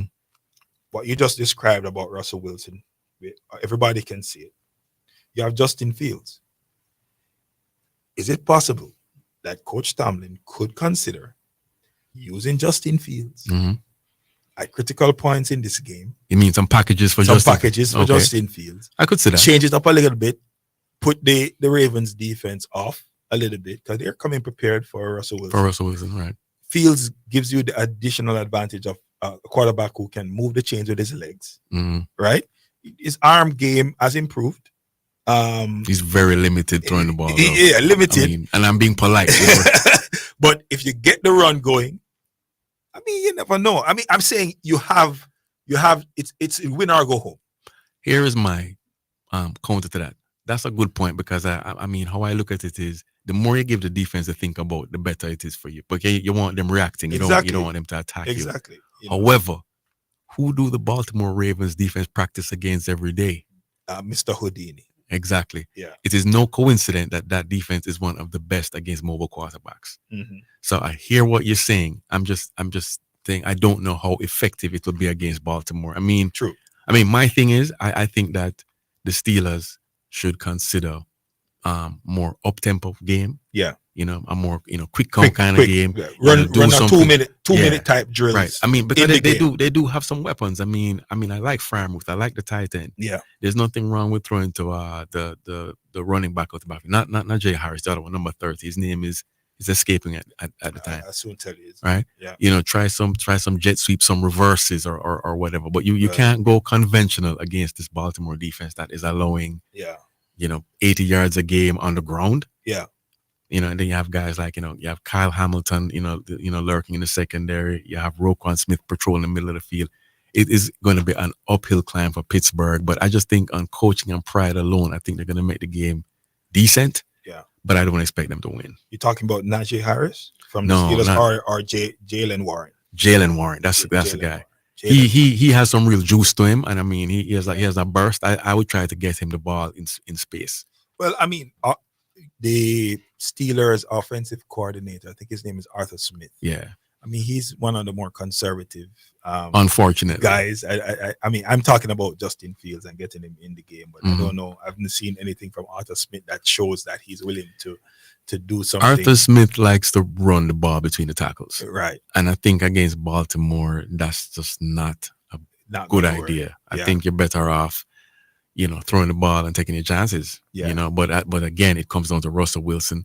It comes down to the protection for the O-line. So I really don't see Pittsburgh winning this game. I don't. In fact, I can see Derrick Henry having a and I think that Baltimore needs to just feed the beast. Feed the beast. Listen, the reason why Lamar probably won't get the MVP is because when you have a Derrick Henry rushing over 1,000 yards this season, 1,921 yards. A better way to put this is under 2,000. Just under 2,000. Just under 2,000 yards. It does a lot for you in terms of opening up the defense on the other side and helps you with your passing game. Definitely. And so I think while it's good to have him individually, it has worked against Lamar in terms of just his MVP, push. That's a fair point. Yeah. I mean, but what Josh Allen has though is he don't have a bunch of slouches over there. I mean, he has he has arguably, I mean, next to Baltimore, ironically, the best tight end combination with Knox and Kincaid. Yes, he does. I mean, his receivers are good. His running back is good. So, I mean, Josh Allen, hey, I respect that guy. I mean, he plays hard every year. I just think this year he's proven that he does a lot more for his team. Well, he never had to prove that to me. I mean, if you've been watching the games, I mean, Josh Allen is a beast. I mean, he's one of the top 4 quarterbacks in the league easily for the last 3 years. So it's not news to me. So you got the Baltimore Ravens winning this one. Yeah, definitely. I mean, with ease. The Steelers, I think Tomlin maybe coming to the end of his reign at Pittsburgh. That's the rumors. Yeah, he has been a great servant for them. But if you're going by winning championships, I mean, with all the talent that they have had, probably he has underachieved. Yeah. I would say so. I mean, there have been a couple of years when he had Big Ben, he had Antonio Brown and Le'Veon Bell. Yeah. I think they made one AFC championship game in that time. Yeah. So, but he has really had the misfortune of having his tenure during the Patriots dynasty. Right. And then after the Patriots dynasty is over, them after David Andy Reid and Patrick Mahomes, So it's been a tough run. And then a couple of the years he didn't have anything special at quarterback. Exactly. Still making the playoffs. But still have a winning record. So. Yeah. So give him his credit. We were talking about Josh Allen, and that's probably a great segue into Sunday's games. So we start Sunday with the Bills versus the Broncos. The Denver Broncos behind Bo Nix. Making the playoffs. I mean, great rookie season. He won't get offensive rookie of the year. That's for your boy Jalen Daniels. But Bo Nix has shown great maturity. Yeah. Played some very good games, and I mean, I think the resting of Kansas City's starters and that 38-0 game. While I have issues with it and understanding, I think Bo Nix would have gotten good enough practice. You would have gotten enough practice for this game against the Bills. What's your take on this game? I think for the Broncos to win this game, which I don't think they will. All right, let me just put that out there. Bo Nix is gonna have to play out of his mind to win this game. I think though that the Broncos defense has the ability to keep the game close. I mean, they are the best team in the NFL at pressuring the quarterback. They lead the league with 63 sacks. And then they have one of the best, or probably the best cover corner in the league in Patrick Surtain the second, right? Yes. So, and I like Riley Moss. I like the secondary. I like the defense overall. So I definitely think the defense will keep them in it. However, I just think that the Bills have too many weapons. Yeah. And I think the Broncos will do a good enough job at, maybe keeping the perimeter guys in check. But Shakir, the slot receiver, he's along with him. that tight end combination in the middle of the field. I just think it's too many weapons. And then if they blitz Josh Allen, which they're gonna have to at some point, you know, say that guy's gonna take off and make a big play, you know, with his legs. The legs. If they give Yeah. him too much time, he's Yeah. gonna be, you know, reading the field and just slicing and dicing Yeah. and just, you know, going with the open man. I mean, he has played magnificent, and I don't think that's gonna change. Yeah. I think the Denver defense will do a decent enough job to not let the game get out of hand. But I think eventually, I think the Bills will pull it. And the Bills defense, I mean, they lost some pieces. I mean, we can't Yeah. forget that. Yeah. But they have Sean McDermott and they have a system, and all they have done is just basically just, you know, plug and play guys. It's all about coaching. And I think that Bo Nix on the road in that environment, Yeah. you know, against that team, you know, Buffalo in the dead of winter is not a nice. I'm not saying it doesn't get cold in Denver or whatever, you know, but the Bills are an excellent football team. I mean, any other year we'd be talking about them as, you know, favorites to go into the Super Bowl. Yeah. So I definitely think that, you know, Buffalo's going to win this game, and you know, kudos to Denver. I think Sean Payton and Vance Joseph and those guys did a good job coaching, especially you know, rookie quarterback. Yeah. But I just think it's a tough spot for them, and I just see, you know, the Bills just having too much class on this game. Yeah, I agree. I think the Broncos are ahead of schedule.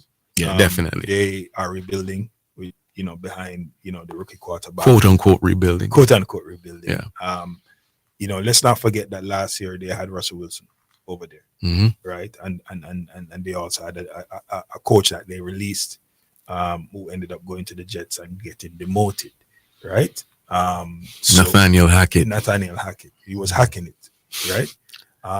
And so Denver has gone through, you know, a number of changes, and for them to be where they are now, Yeah, a good point. In a strong division, too. a strong division, you know, and we're very competitive against the Chiefs in the first game. Right. I lost by a blocked field goal. Right. Oh yeah, that's right. Yeah. So in Kansas City. Yeah. So I think it's a team ahead of schedule. I don't expect them to beat the Bills. I think Josh Allen and Lamar Jackson are going to face off. And the winner of that game could very well be the person representing the AFC in the Super Bowl. Yeah, they have to go through a little place named Arrowhead in Missouri. Yeah, no? we know that that's a tall order. It's the Arrowhead Bowl. Yeah. Ultimately, you have to get past the champs to be the champs. You know? Right.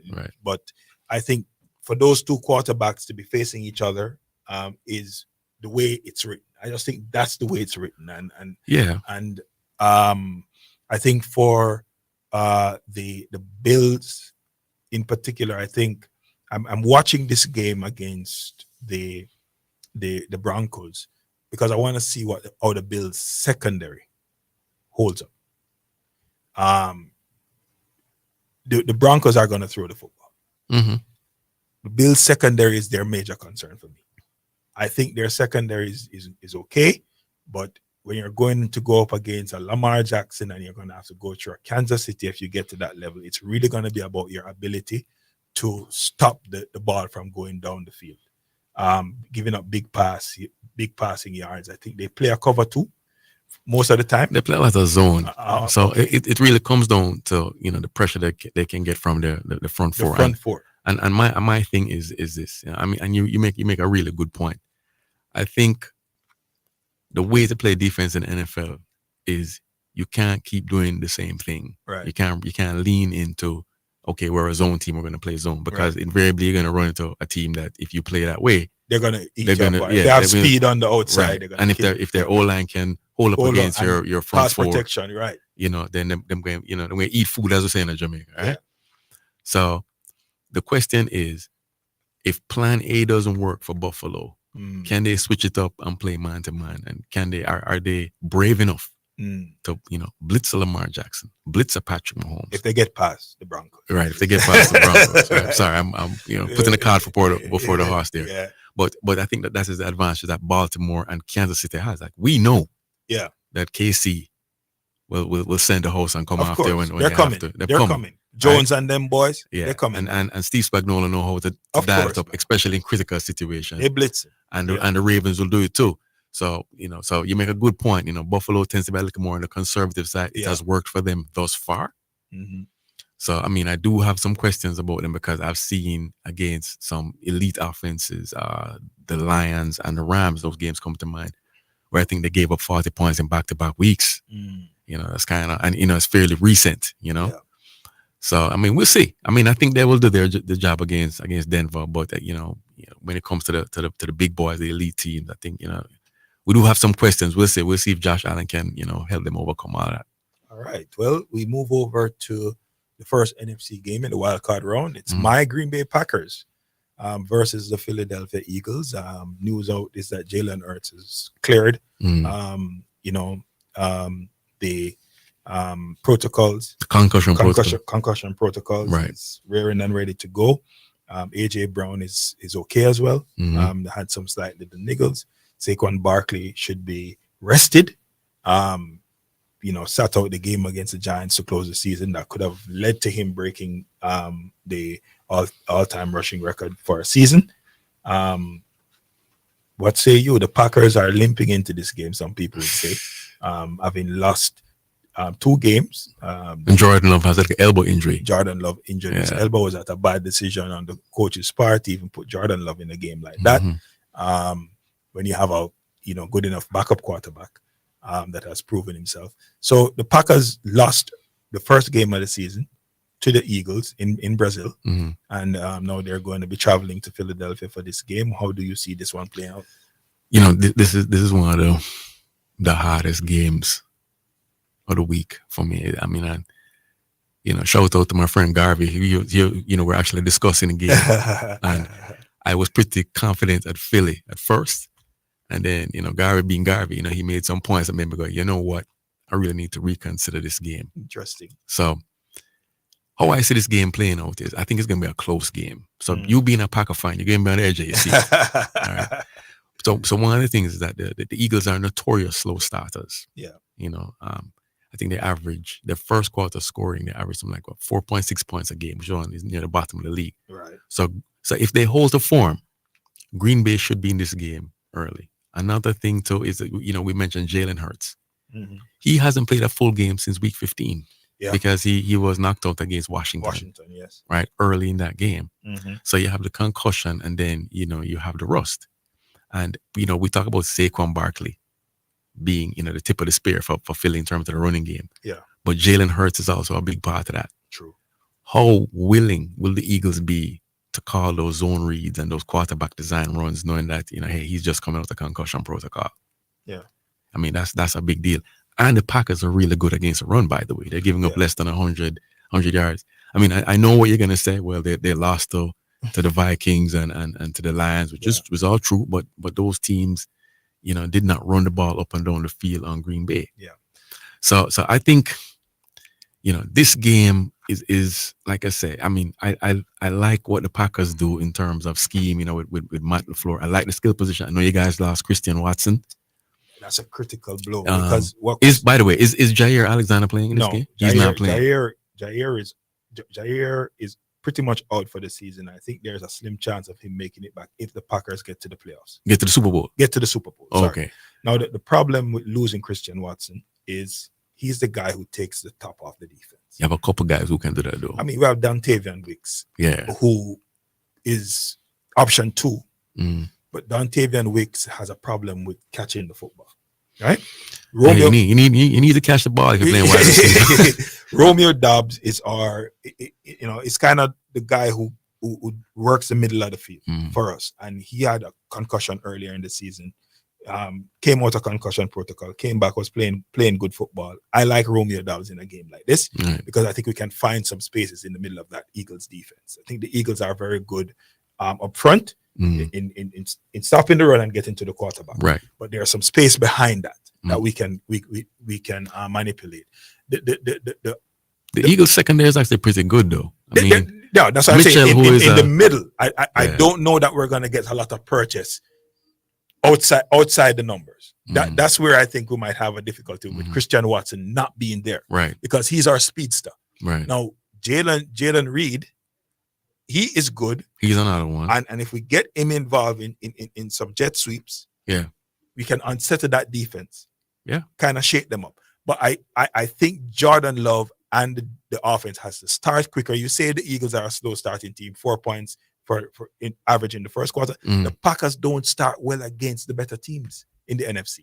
We start slowly against the Lions. We start slowly against the Vikings, and I'm worried that we're going to start slow again on the road against the Eagles and have to be trying to claw our way back into the game. Jordan Love plays best when he's ahead, not when he's behind. Yeah, and when he's behind, he's tend to he has some gunslinger in him. Yeah, and he'll take some chances. The Brett Favre in him comes out, and then that's when he runs into a problem with the interception. With that game, I mean, I am up to this very minute, I'm still undecided. Yeah. in that game. I mean, I'm leaning Philly because it's in Philadelphia. Yeah, it's a tough one. And I do think the coaching matchup comes down to Eagles defensive coordinator Vic Fangio. Yeah. And versus Matt LaFleur. Yeah. And I think whoever gets the better of who in that game, in that matchup is going to be the winner of the game. Yeah. I mean, I think the Kellen Moore, the Eagles offensive coordinator, I don't remember the name of the Packers, DC at the moment. But I think that if I'm Green Bay, I'm going into this game with full intention of stopping Saquon Barkley and daring the Eagles to throw the football. I mean, Philly right now averages less than 190 yards a game passing. No, but that's exactly what we have to do. And that's why it's important for the Packers to start early, to score early. Because if the Packers find themselves up, say, 10-0, 10-3 or something. Yeah. The Eagles will come out of their routine of giving Saquon the ball and running. I don't know that. Start. I mean, you're gonna force them to. You're gonna force them to. Crowd. Yeah, but force them to chase the game. And if they're chasing the game, Saquon will have to feature more in their pass offense than in their run offense. Well, the thing though, as slow as the Eagles are starters, they're one of the best teams in the second half. No. The Packers are a good second half team too. Right. So I'm saying, give us a complete game. Put a complete game together, Green Bay. I think it's and you will have this for me is the toughest game. It should be a good game. Yeah. Jeff Hafley, I mean, he first year as a defensive coordinator for the Packers, coming over. I think the defense has grown leaps and bounds. They got better as the season progressed. Yeah, the Packers historically has drafted heavily on defense, right? And so what we're seeing now is a lot of these draft picks coming into their own second, third year players, doing well. I think we have a lot of good things in terms of our upfront. I still don't think we get to the quarterback enough. That pass rush, I still think there's something missing. We don't have a scary pass rusher. We don't have somebody who, you have Luke Van Ness and you guys have to blitz more against the Eagles. We have to. Yeah, because the Eagles' offensive line, that's a stud offensive line. We have to. I think one of the X factors in that game is the safety for the Packers, McKinney. Yeah, he leads the league in interceptions. Yeah, he is a difference maker. He is coming over from the Giants. Was a good free agent pickup. I think the key how I see it is if I am the Packers D coordinator, I'm selling out to stop the run. Yeah. Right. And I'm going to say, hey, you know what? You're going to have to beat me with AJ Brown and Devontae Smith and Dallas Goedert, which could happen. But I prefer that to happen. But I would take my chances because in terms of, rust of Jalen Hurts. Yeah. The fact that the Eagles are more comfortable running the ball. Right. I would take my chance. Even though, you can always throw the ball to Saquon Barkley as well. True. But so we'll see. Jair Alexander being out. That doesn't help us either. I'm going to lean very slightly to the Packers. To the Eagles. All right, the Eagles for Remy. We're going to take a break. We're going to run over to Caymanas Park. I don't know who you're leaning on over by the track, but I'm not a betting man, so it doesn't matter to me. It's now time for live racing from Caymanas Park, sponsored by Azon, the superstore for your home and more. Edgechem, changing lives 1 gallon at a time. Victoria Mutual Money Transfer Services, real money transfer for real people. And Spectrum Insurance Brokers, setting the industry standard.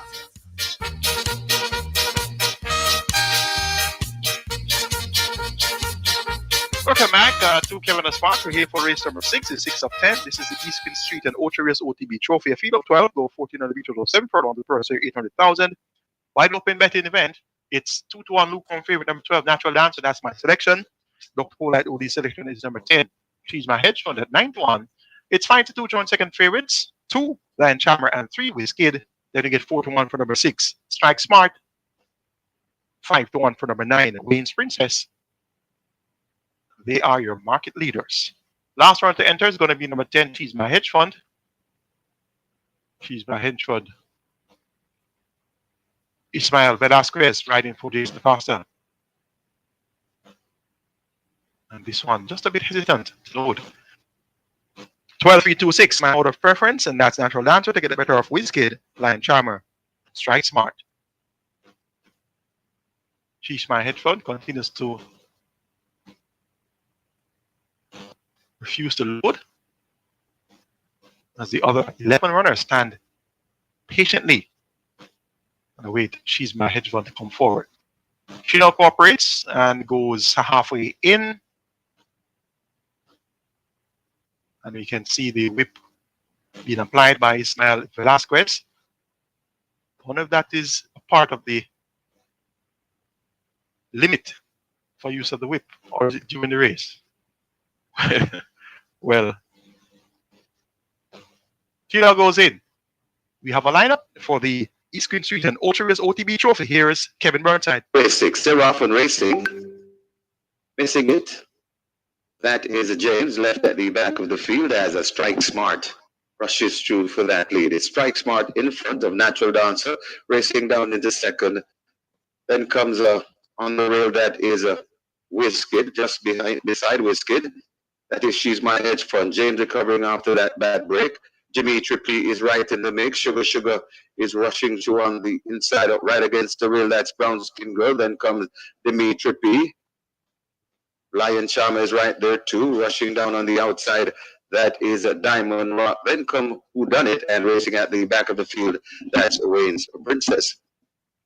They go past the 3, and it is on that lead. Strike Smart, hounded on the outside by Wizkid. It's Strike Smart and Wizkid. Right there too, that's James rushing up into it, backing out of it a bit. That is Natural Dancer there at the top of the lane. Wizkid looks to have the overall lead right against the rail. That is Strike Smart out wide. James is coming forward nicely, but it's Wizkid. And Robert Halladine is looking a second on the card. Wizkid is full of running left back against the rail. That is Strike Smart. James out wide and also coming on. That's Brown Skin Girl, but Wizkid driven for all his worth by Robert Hardball Halladine, and it looks like though he'll have a second one on the card. Wizkid coasting in to win by maybe 3.5. Strike Smart is second, rushing on for third, and it's got time for third between Brown Skin Girl and Lion Charmer. Maybe James back in fifth. So Wizkid gets the job done quite convincingly. It was very early today, and that proved to be a decisive move about 3 furlongs or so from home, and Wizkid had the field well measured upon turning for home and ran on quite strongly until win convincingly. Second went to number 6, Strike Smart. Third was number 2, Lion Charmer. Fourth went to number 1, Brown Skin Girl. Fifth appears to be number 8, James. So your unofficial top 5 placings, 3, 6, 2, 1, and 8. Results of race number 5, the winner. Number 3, Paul Rankin. Paul Rankin is a 6-year-old bay horse by Casual Trick out of the Chapter 1 dam, Escandalosa. Red, John Jean Bonner, Owen Norris, Richard Strain, Lawrence, Matter Richard Shakes, the groom, Michael Dwyer. Paul Rankin returned $290 to win, 164 to place. Second went to number 6, Burning Valor, 214. Third is number 7, Whiskey, 240. Fourth, number 5, Nakamura. Fifth, number 2, Storm. The exact return, 706. Quinella, 638. Trifecta, 2,914. Superfecta, 4,072. The high five, 7,566.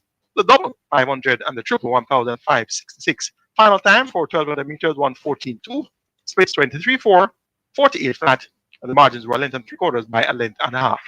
Final prices in the 6th event: the East Queen Street and Ultra Race OTB Trophy. The winner number 3, Wizkid, 2-1. Runner-up number 6, Strike Smart, 4-1. Lion Charmer third, 5-2. Brown Skin Girl fourth, 46-1. And fifth for your high five, number 8, James, at odds of 15-1. Next event will be the 7th, the OTB Appreciation Trophy. A field of 5, go 1,400 meters or 7 furlongs, 0 restricted allowance, 4 for native bet, posing up non-3s, and imported posing up non-2s. My selection here. Number 2, Jay Smith, Dr. Paula Todi goes to number 1, Zulu Warrior. Until the Sample Race 7, the OTB Appreciation Trophy, it's back to the studios of Omega Sports.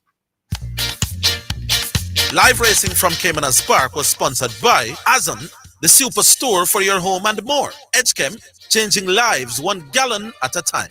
Victoria Mutual Money Transfer Services. Real money transfer for real people. And Spectrum Insurance Brokers, setting the industry standard.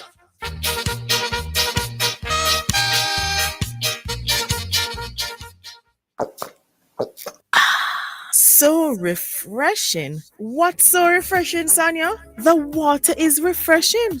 Try it now. Where you get that from? No clean manufacturing water. So refreshing. Me like it. Clean water. Located at 20 Syndham Commercial, Old Harbour, Spanish Town, St. Catherine. Telephone number 876-335-0448 or 876-648-7192. Or email cleanconcept@gmail.com.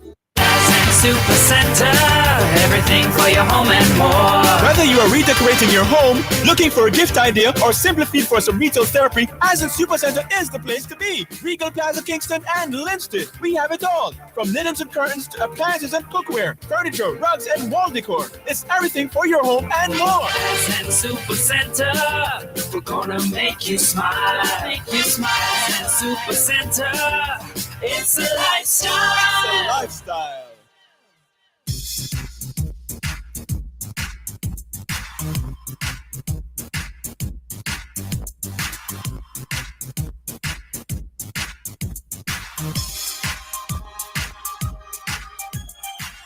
Okay, welcome back to Omega Sports Radio. Yes, it is the preacher alongside Any Given Sunday, aka Remy, our NFL analyst in the house today as we look forward to the wild card round of the NFL playoffs, which actually starts a couple hours from now. Well, actually 1 hour from now, we'll be having our first game of the NFL wild card round.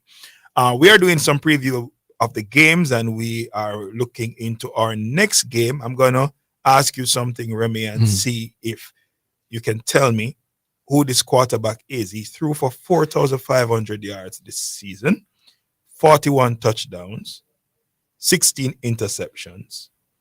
He has a completion percentage of 71.4, which makes him in the, say, top 3. That's very impressive numbers you're telling me here. Who is that?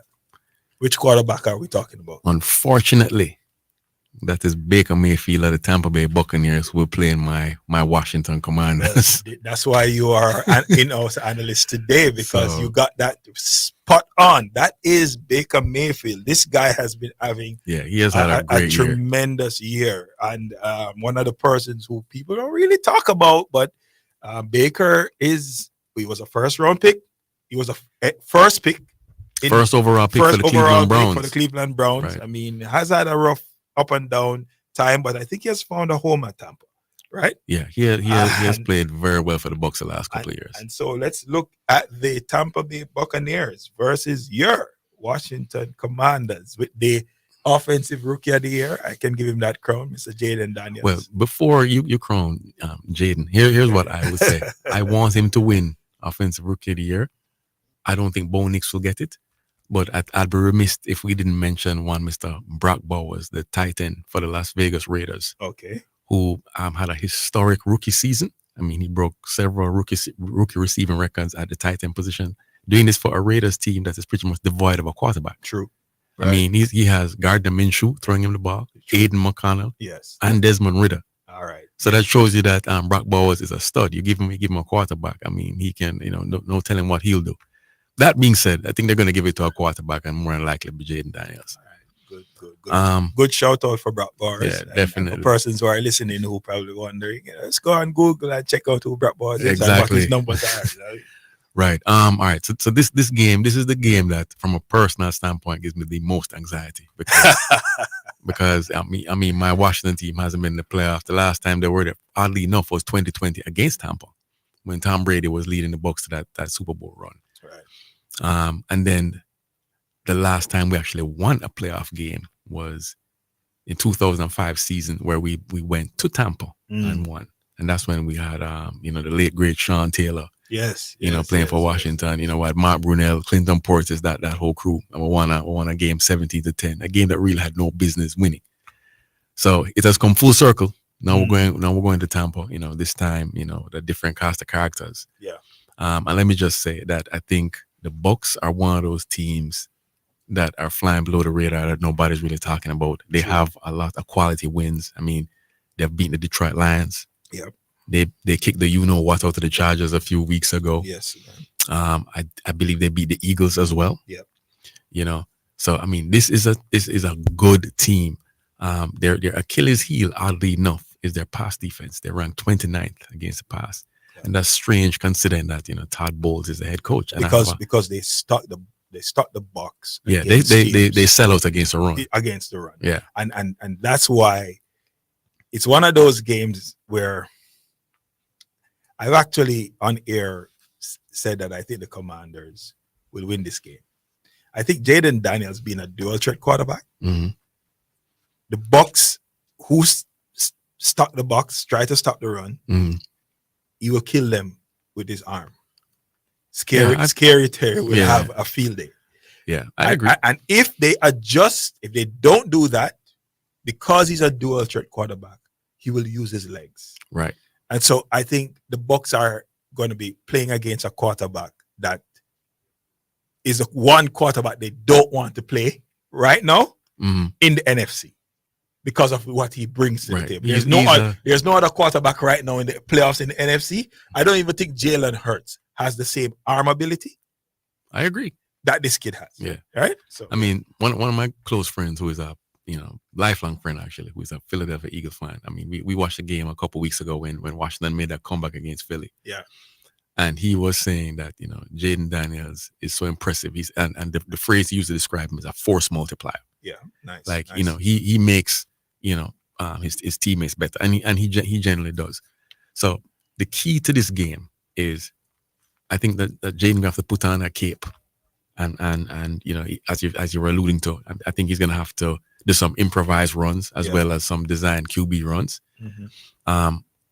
One of the weaknesses with Washington is that even though we're the third rushing team overall yards per game in NFL, is that our running backs has been inconsistent. Brian Robinson, Austin Eckler, we have a guy who brought it from the practice squad, Chris Rodriguez, McNichols is another one. So it's been more of a running back by committee.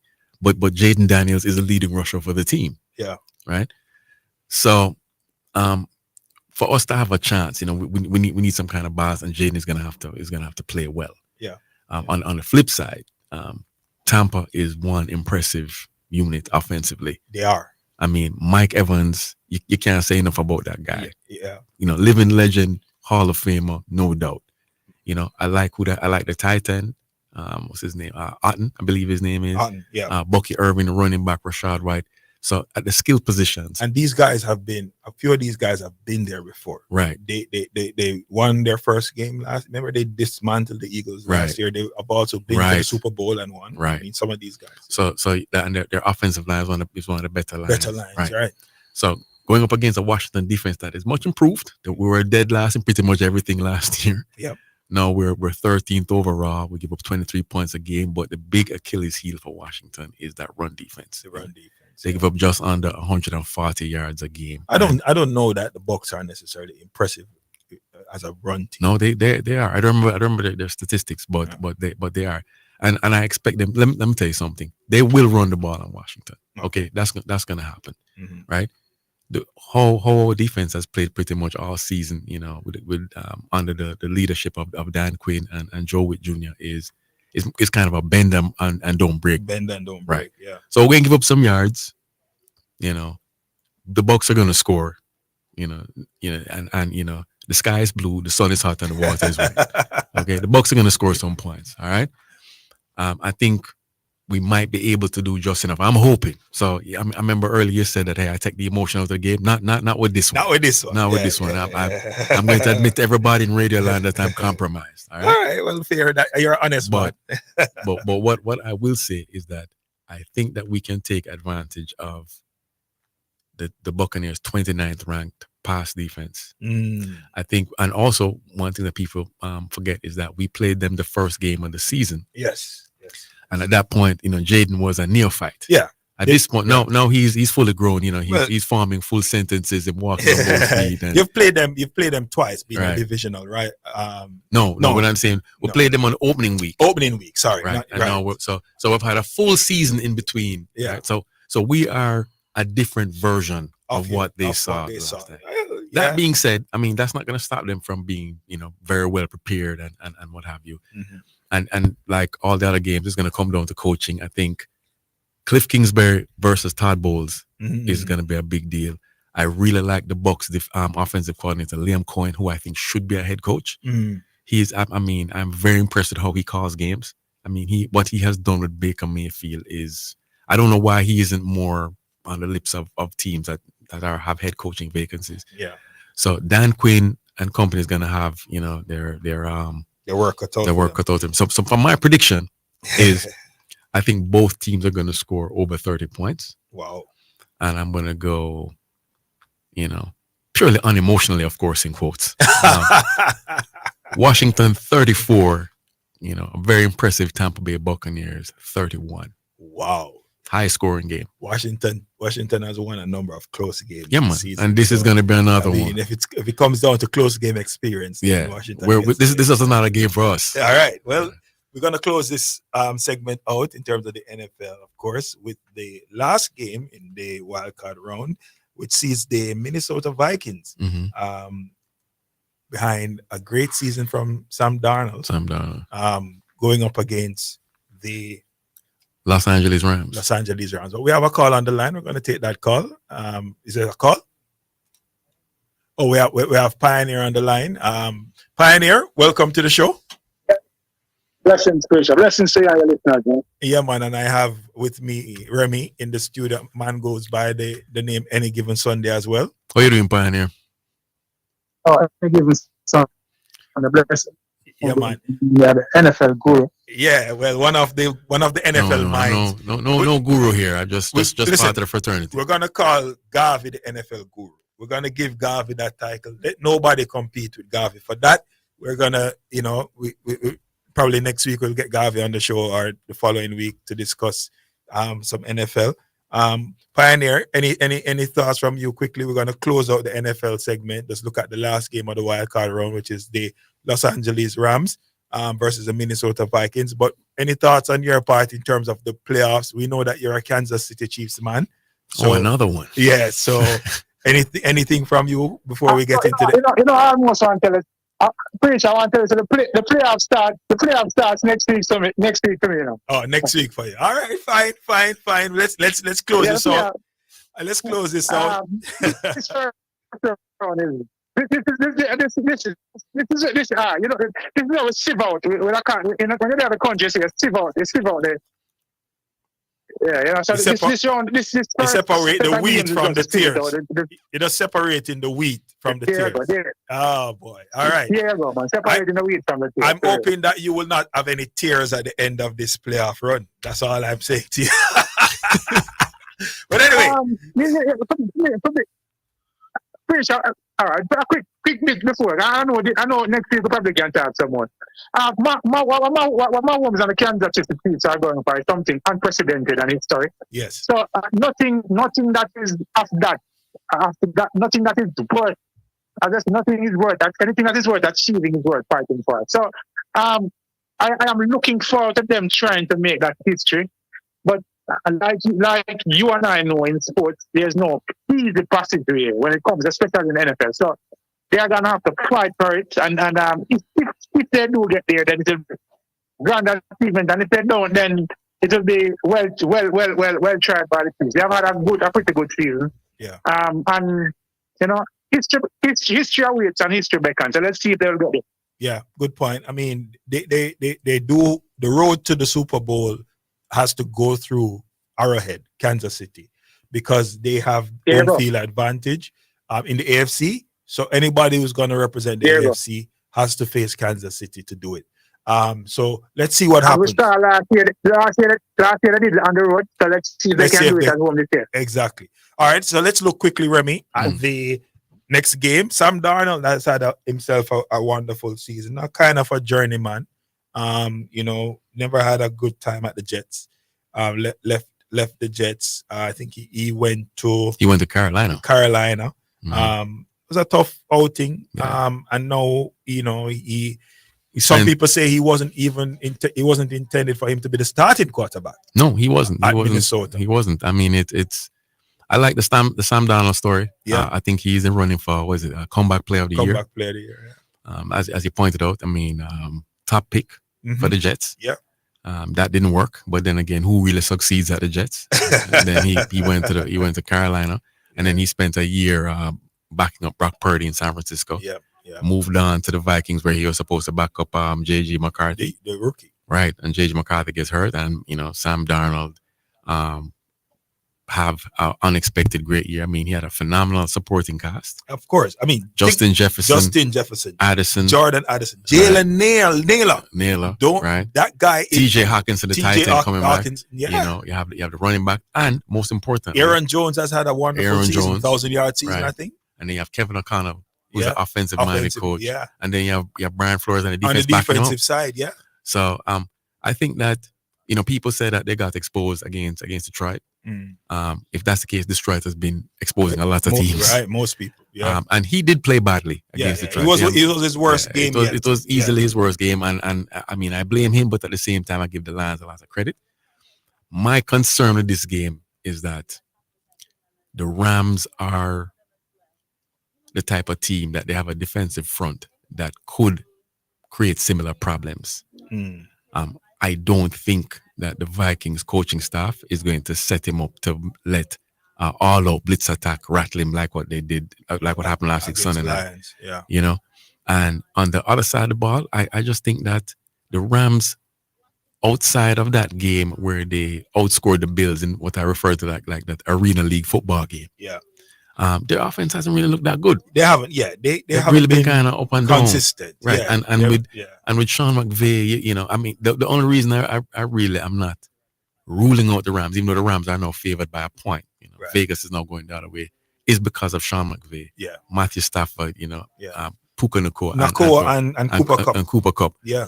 But I'm going to go with the Vikings on a bounce back game. I think the Vikings, and the game also is not in LA. I mean, this game has been moved to Arizona because we're all aware of the fires that's been going on. So it's not really a home game. So it's not even if it was in LA, it's still really not a home game because we know that SoFi is famous for being taken over by anybody opposing else. fans. Yeah. So I mean, I like the Vikings in this game. I think it's going to be a good game, and the Rams beat them early in the season in LA, a Thursday night game, short week. The scenario is very different here. Yeah. I think the Vikings are going to win this game. Yeah, I initially leaned towards the Rams, to be honest. I was picking the Rams for this one. I think the game moving does make a difference in my mind. It does. I agree. I think when I look at the receiving core of the Vikings, Naylor, he benefits a lot from Jefferson. And he's getting one-on-one. Yeah, and he's a very good wide receiver. Exactly. Right. I think the key to this game is gonna be whether or not the Rams get to Darnold quick. Because if you give Darnold time in the pocket, he's gonna damage you. Yeah. He's gonna tear you apart.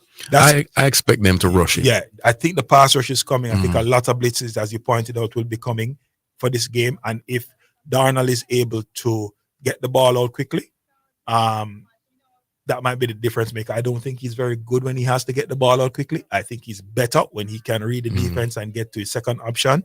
Aaron Jones might be a big factor in this game as well. Not necessarily for his running, but for him catching out of the backfield.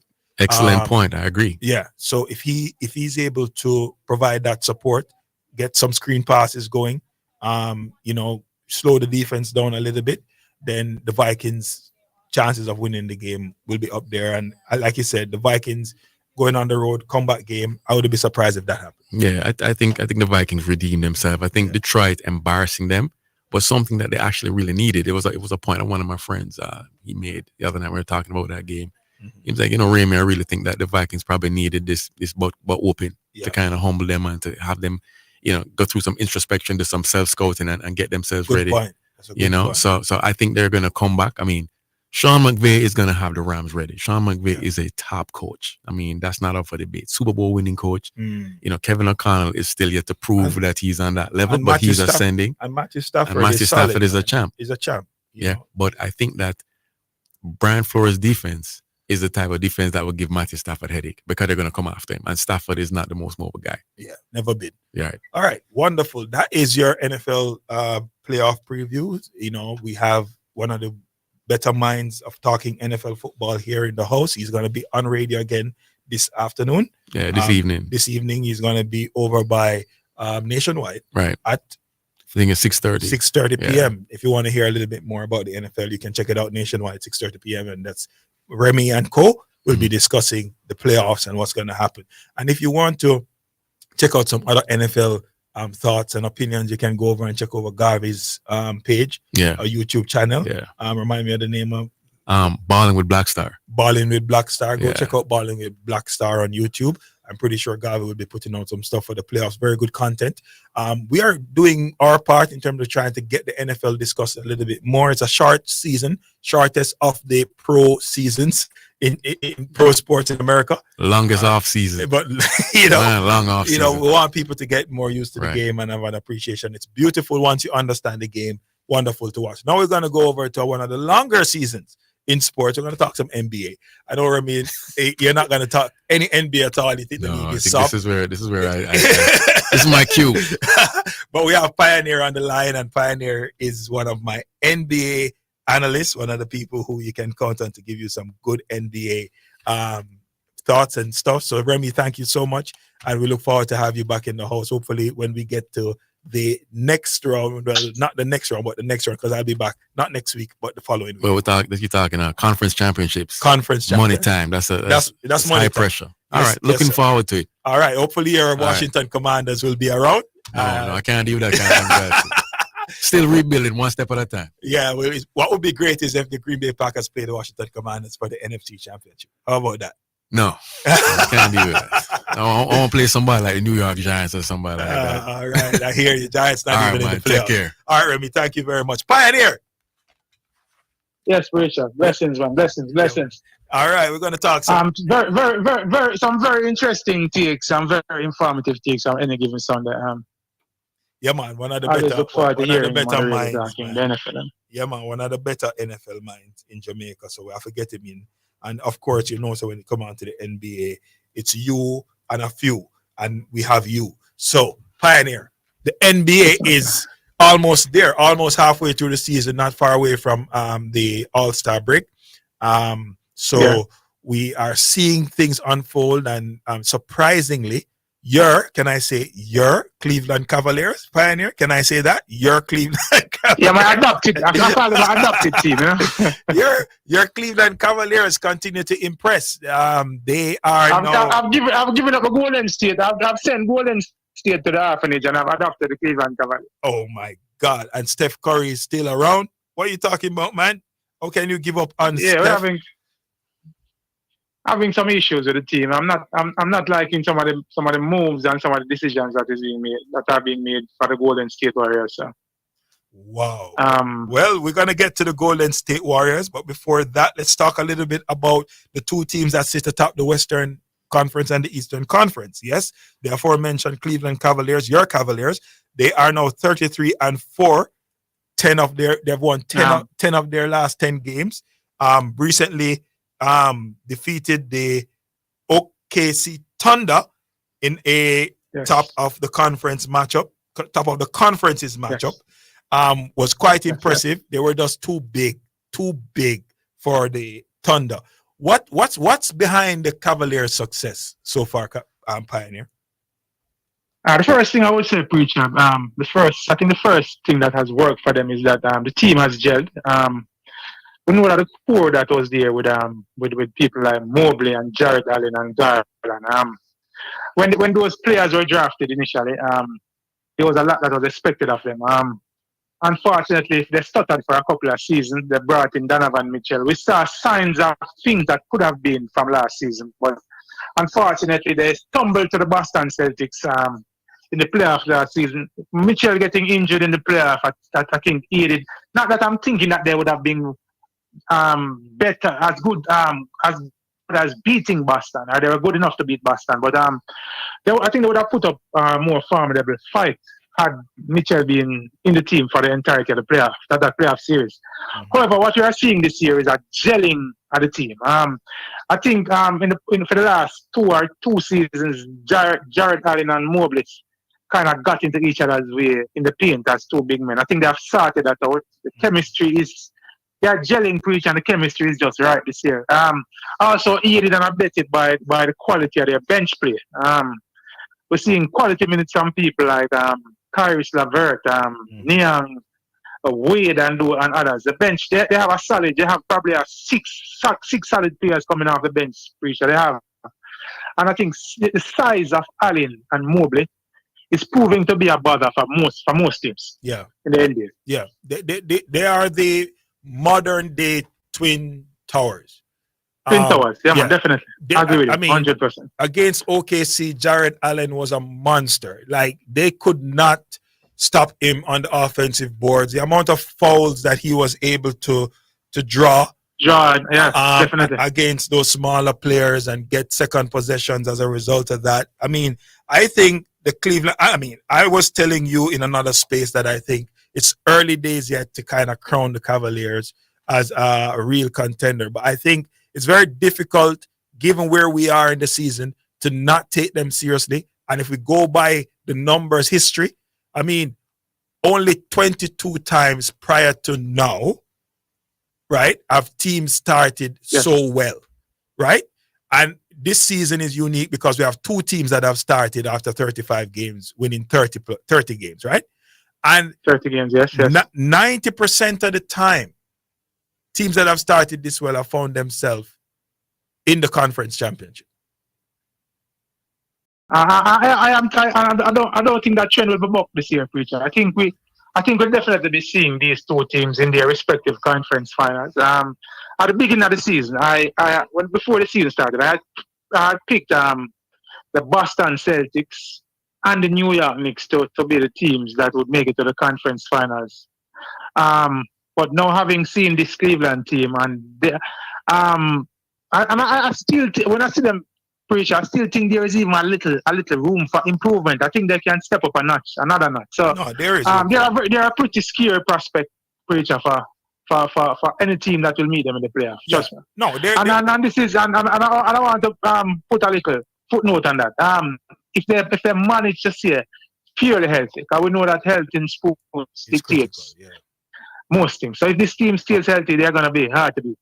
Yeah, I mean, there is room for improvement. We talk about their height and what they have with Allen and Mobley, but they're 18th in the in total rebounding in the league. I mean, they need to be doing better than that, especially on the defensive boards, right? Defensive boards, sure. Yeah, so they can improve there. They're because of their big men too, who don't necessarily shoot so well from the free throw line. They are 19th in the league, 77% from the free throw line. They have to improve on that. Going down, definitely. Going down the stretch, right? They turn over the ball at a high clip too. They are turning over the ball, 12 turnovers a game. I mean, I think they can do better in protecting the ball, but by and large, in all other statistical categories, they're where they need to be. They lead the league in points per game, lead the league in field goal percentage, lead the league in three-point shooting percentage. They're fifth in the league in assists per game. I mean, the way that this team plays, they're a collective. They're playing as a unit, and that's why they have so many assists. I think that's the key. Yeah. That's the key, Preacher. And that is where I think the gelling has come in, Preacher. As I said, even the backcourt combination of Garland and Mitchell. Yeah. When you watch them last year, there was a little disconnect that was evident. It was like your turn, my turn. I think they have sorted that out. I think Donovan Mitchell is the point guy, but there are stretches of the game where he hands off the ball handling and the playmaking responsible to Garland. Yeah. And when he gets that opportunity, he does it well. He's either driving and kicking, or he's going directly to the hoop. And having watched him this season, as I said, Preacher, think about it, Preacher. The turnover stats, the rebounding stats, and that other stat. What was the other stat that they give? Turnovers, rebounding, free throw percentage. Rebound, free throw percentage, which is why I think that is a major Achilles heel for them. Because if you even look at some of the games that they lost, they have lost a couple of close games, and they have struggled a bit with their free throw shooting. If they manage to get any inkling of those three parts of their game right, they are going to be a scarier prospect than they even are right now. I agree. We're going to take a quick break, run over to Cayman and Spark. Sport of Kings awaits, and then we'll be right back to talk about the OKC Thunder on the western side of the NBA. Don't move a muscle. Stick and stay with us. It's now time for live racing from Cayman and Spark, sponsored by Azon, the superstore for your home and more. Edgechem, changing lives 1 gallon at a time. Victoria Mutual Money Transfer Services, real money transfer for real people. And Spectrum Insurance Brokers, setting the industry standard.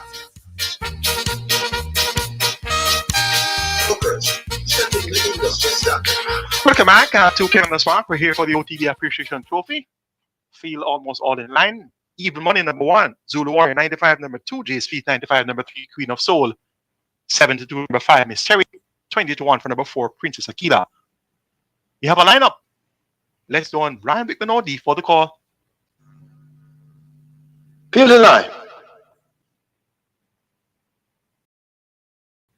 7 furlongs. Start already. They're off. Zulu Warrior just a shade slowly out. Queen of Soul, Miss Cherry, they're on the front end and battling for that early lead, joined now by Princess Akila, and Princess Akila goes on narrowly from Queen of Soul. Zulu Warrior is running right in behind them, Miss Cherry out wide of horses, these four in a tight grouping down the backstretch, and Jace Peace, some 5 or 6 lengths off the lead, waited with full late charge. They've left the 5/8 and make their way now into the final part of the backstretch and head to the half mile, and the Queen of Soul and Miss Cherry do battle. Princess Akila and Zulu Warrior raced up next. And the last of them all is Jace Peace, needing to find more as they come now toward the final 7/16. It's Miss Cherry out in front, striding out powerfully, opening up some 4 lengths, being chased by Queen of Soul and Zulu Warrior. Jace Peace has improved 1 place, and now Princess Akila trails. About to arrive at the 5/16th. They're there now. Can they catch Miss Cherry, the rider, having a look between his legs? And that's Ismael Velasquez turning into the lane. Miss Cherry in command at the moment. Zulu Warrior now on leash. Queen of Soul is battling down against the rail. Jace Peace is in the center, but it's Miss Cherry under a very calm ride, approaching the furlong pole. Miss Cherry, hands alone at the moment, continues to lead them. Zulu Warrior needs to find maybe 3, but it is Miss Cherry inside the final 16. This is the OTB Appreciation Trophy. They're not going to stop Miss Cherry and Ismael Velasquez. They win by maybe 3 over Zulu Warrior. Then Jace Peace, Queen of Soul, at the back of the field. That's Princess Akila. 5, 1, 2, and 3. 5, 1, 2, and 3. That's where they came past, suppose, in the OTB Appreciation Trophy. Miss Cherry, Ismael Velasquez teamed up with Richard Azan. They had a winner last week, and that was Laban at 8-1. And the good form continues here with Miss Cherry. Zulu Warrior second, JSP third, Queen of Soul checks in fourth. Results of race number 6, the winner of the Eastern Street and Ocheria's OTB Trophy. Number 3, Wizkid. Wizkid is a 5-year-old bay horse by Northern Giant or the Alicia's Dam Make Enjoy. Bred Wise 95th Valley Limited, owned Colin Elcock, trained out of Hutchinson, ridden Robert Halliday. His second win for the day, the groom Seabird Lewis.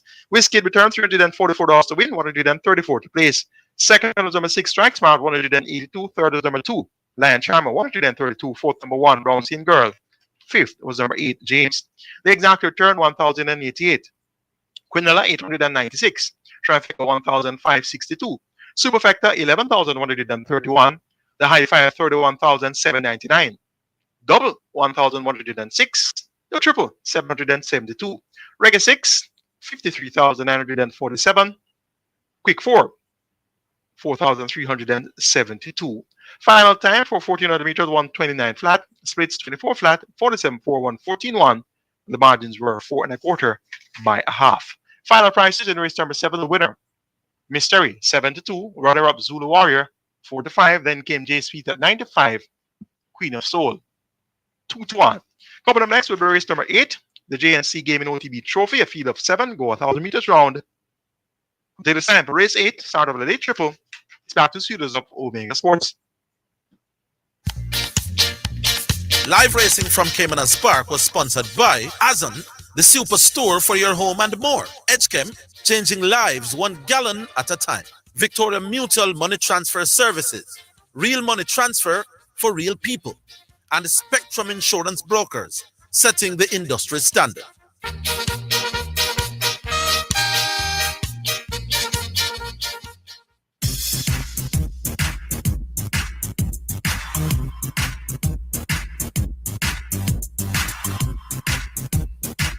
Welcome back, welcome back, welcome back.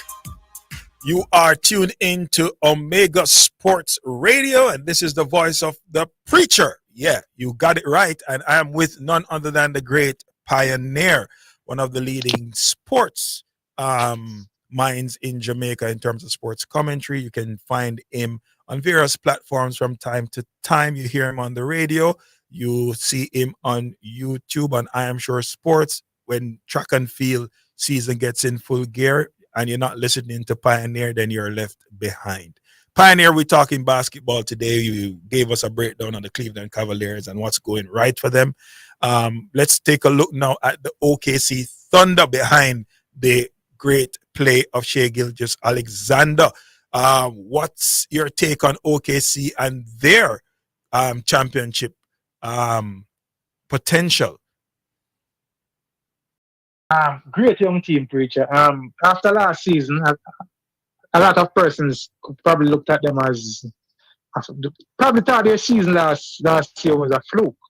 But they followed up on that, preacher, with another stellar outing this season. 30-6, an excellent record. And doing all of this, preacher, without one of their main pieces of their team. Chet Holmgren is out with injury. When you go back to the game between them and Cleveland, preacher, the presence of a Chet Holmgren would have definitely made a difference for OKC. He's their main rim protector. Yeah, he's their main presence in the paint. No knock on Hartenstein, who has been doing a good job on the boards, and with his paint play, but it's the size.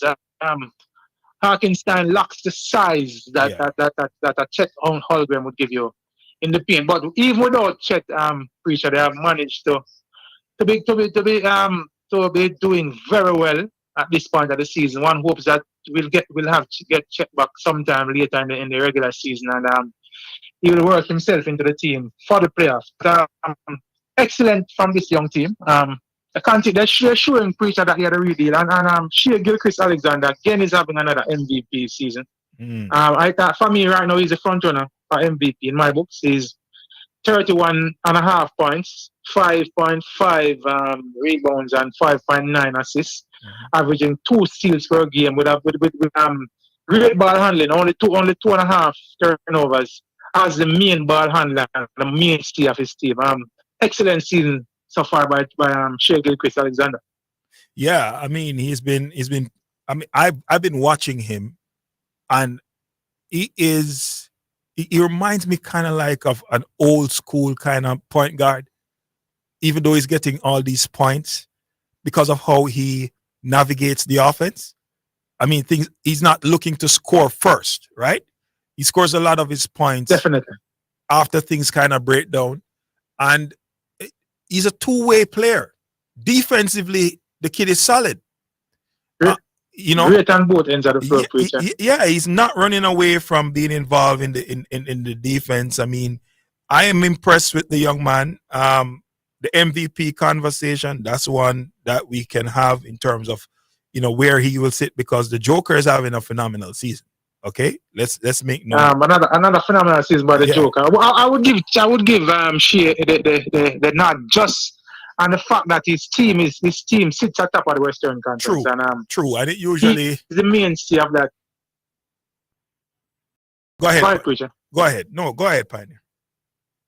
Yeah, man. I'm saying his team sits at top of the Western Conference, and preacher, this young man is making his mark. And I think history will treat him kindly. He will go down as one of the great point guards of this era at the NBA.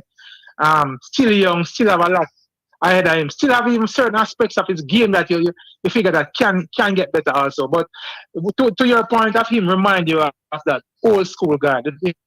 He has this floor general persona mentality. Yeah. And and then another thing that I love from him to Preacher, I have labeled him now the new king of the mid range. Yes. His mid range is flawless, Reggie. Yeah, So man. Solid mid range game. king of the mid range. So. He's getting some solid help. mid range game. He's getting some help from Jalen Williams, who has been very impressive. I mean, I definitely that young man. I never thought that this kid, was gonna be a standout player, but he's been extremely impressive, averaging 20 points a game, 5 rebounds, 5 assists. 20 points a game.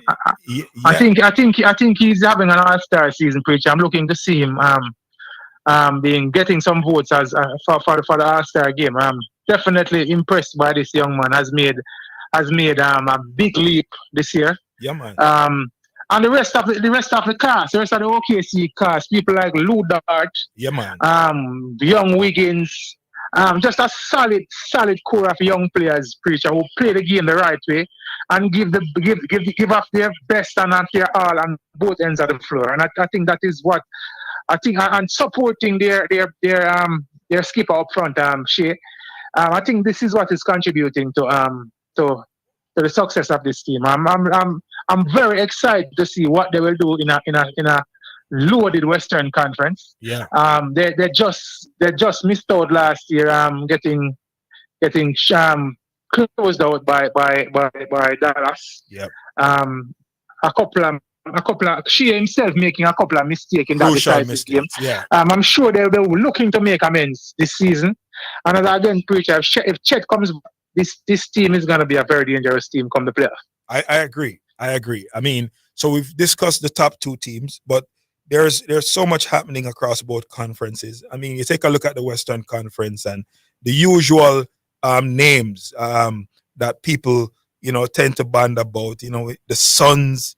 I mean, they're struggling. They have a losing record. I mean, they've won only 3 of their last 10 games, 17 and 19. Your Warriors, you said, you've jumped off the wagon of the Warriors. They're at 500, 19 and 19 on the season. The Sacramento Kings, very disappointing, who showed great promise a couple seasons ago, look like what we are seeing the OKC Thunder as now, right? Like a young team with Sabonis and their young point guard, Fox, and those guys. We thought that the Kings were going to be around. They're struggling. The Lakers, my Lakers, I mean, there's not much to write home about with the Lakers. I mean, they will win 1 and 2 games here and there, but they're not going to be making They have done well, Preacher. They are 20 and 16 on the season. Not a bad record. Sitting at 16 in the West right now. True, not a bad record. Hopefully the Lakers will be there and thereabouts. They got rid of Russ. Russell. D'Angelo Russell. Yeah? I mean, people have been calling for that to happen for some time now. But the other night they played against the Dallas Mavericks without Luka, without Kyrie, and the Dallas Mavericks made easy work of the Lakers. Like, if this is what the Lakers are going to be, then we're not really going to be doing anything. We got Finney Smith in that trade with DeAndre Russell, but I mean, I don't see the Lakers doing anything special this season. The one standout, 2 things about the Lakers that I like: the young man Kinect that we got in the draft, solid player, very good player. And Austin Reeves has been having a wonderful season so far, right? He's been doing very good. Definitely, I think he has taken a step this year. So I think the fortunes of the Lakers will ride on a couple of things. We definitely know that the Lakers will, for me, the Lakers will go as far as Anthony Davis takes them. Agreed. But not only is his contribution critical, I think how much LeBron has left in the tank and what he will do will also be a critical part of how the Lakers go. And then we have seen Reeves taking that next step. Yeah. Can he maintain that? Can he maintain that for the entirety of the season and bring this form into the playoffs? And Hachimura continues to to blow hot and cold. Yeah. It's looking for him get a level of consistency similar to what we have seen from Reeves.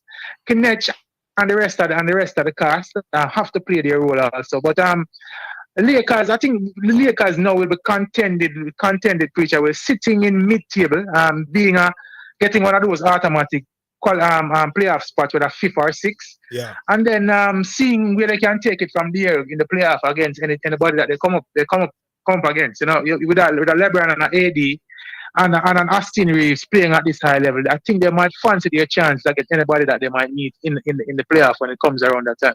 Yeah, I agree. I mean, another team that people not talking about, but probably we should be talking about, is Ime Udoka's Houston Rockets. Like the Houston Rockets were at the bottom of the Western Conference last year, right? And now they weren't at the bottom. They weren't at the exit. They were at the bottom. I remember at one point they were trying to get into the play. Yeah, they were there and thereabouts in the play. So I think they finished about 11th or 12th last 11th year, or 12th. season. Fair. Good point. I think Pioneer, I think we have somebody on the line. I'm going to take the call. Let's take that call. Hi, afternoon. Welcome to Omega Sports Radio. Yeah, man, the GOAT is here now, but anyway. I've been talking to the GOAT, man. I've been talking to the GOAT. What are you talking about? I've been talking to the GOAT. Yeah, CC. CC, I'm not hearing CC doing a preach. You're not hearing. I'm not sure what's going on, Oscar, but Pioneer can't hear CC. I think it's because I'm on the. I think because I'm on a WhatsApp line. I think whenever you get you on a WhatsApp line, it is probably that's what's happening. Difficult to hear the other person. All right, I'm gonna try and translate. Yeah, but I'm not hearing CC. But CC is one of those people who has the Joker as lined up to be the MVP this year, because the Joker is close to averaging a triple-double if he continues on this trajectory, and he'll be the first big man to do it. In the NBA season, we have had two guards who have done it before. I mean, so CC is going to come, I think, to make the case about the Joker. All right, CC, am I correct? Yeah, there's two cases that I want to make. First, I want to point out on the improvement of SGA's game in his passing ability, because early on in his career, I'm not hearing CC and you're talking. All right, so Pioneer not helping you. CC talking about the progress of SGA. And what he has done differently compared to earlier in his career, Pioneer. So I'm going to allow him to speak for the listeners here, and then I'll just share what he has said, and then we'll get to the wrap, because we're about 2 minutes outside of the end of the program. CC, take it away. Yeah, so it's in terms of SGA's passing ability, right? If you was to look at SGA this season and you watched him prior preacher, you would say you did not know that he had such a passing ability in him, because at no point in time was he displaying such level of this ability. So I would say he has improved upon that now, where he's trying to make more for his teammates, because as you know, they have a young core, and if you're the main guy on your team and you're the guard, you're going to try to get your teammates more involved and get them to be better. With that being said, I think Shea is of the mold like a Kobe Bryant or a Michael Jordan, in the sense that he's an assassin. A player who, when he goes out there, he wants to give you 50. It's just that in terms of his modeling his game right now, if you know, last season, almost 20% of his passes were created for others. Were created for others, weren't necessarily potential assists. It's like free throw assists, secondary assists. So it wasn't directly him like trying to be the playmaker in the game. It's more of him trying to be the scorer. But when you look at the team, the young core that they have, and the talent that is within him, then he has to try and manage his game and keep it in a balance. But I think he's more of the type of guy that is going to go for the shot first. It's just like Steph Curry. Oh, Steph Curry is, if you ask anybody, a score first point guard. He's to score first. Shea has the ability to get his numbers. He can score. Pioneer made the point. He's a mid-range assassin. He can get to the basket and finish. The guy has all those facets to his game. What I'm seeing in his game is that he is orchestrating, he's facilitating, because he's playing with players who are not as talented as he is. He doesn't have Chet, who is going to be in the paint, who he can dump the ball off and get it back, or run the high pick and roll. And so what he's doing with this young bunch since Chet has been out is orchestrating and facilitating, but still getting his shots. And that's what makes it so special, Pioneer. He's a floor general preacher.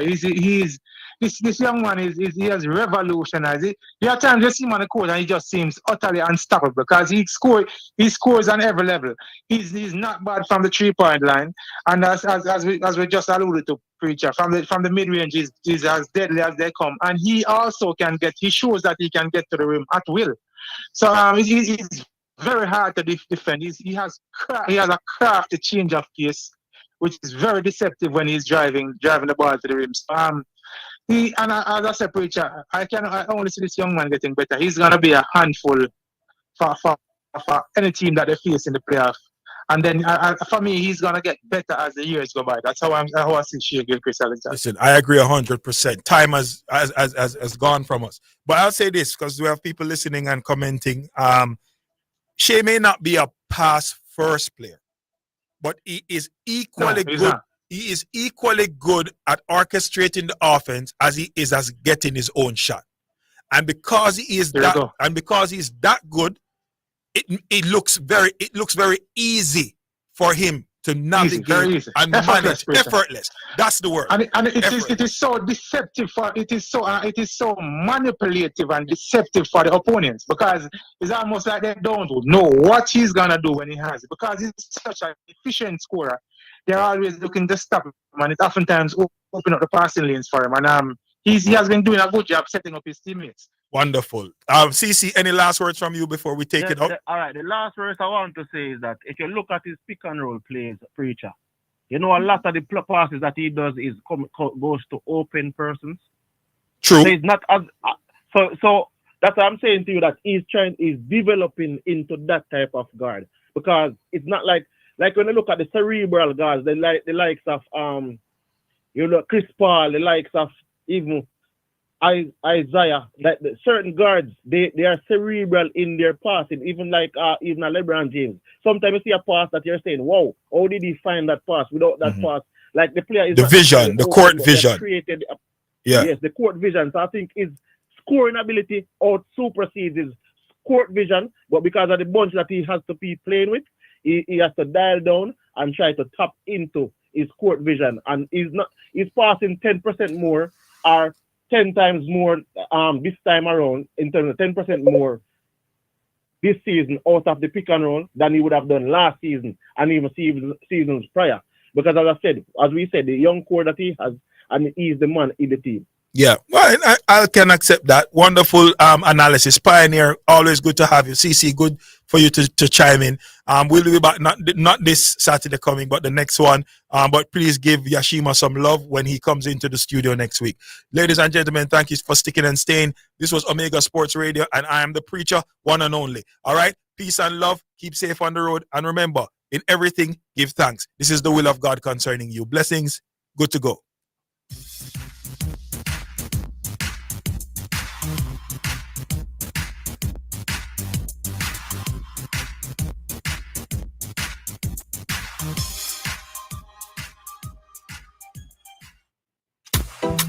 Blessings. Have you been blessed by the Real Talk Show with Bishop Manning?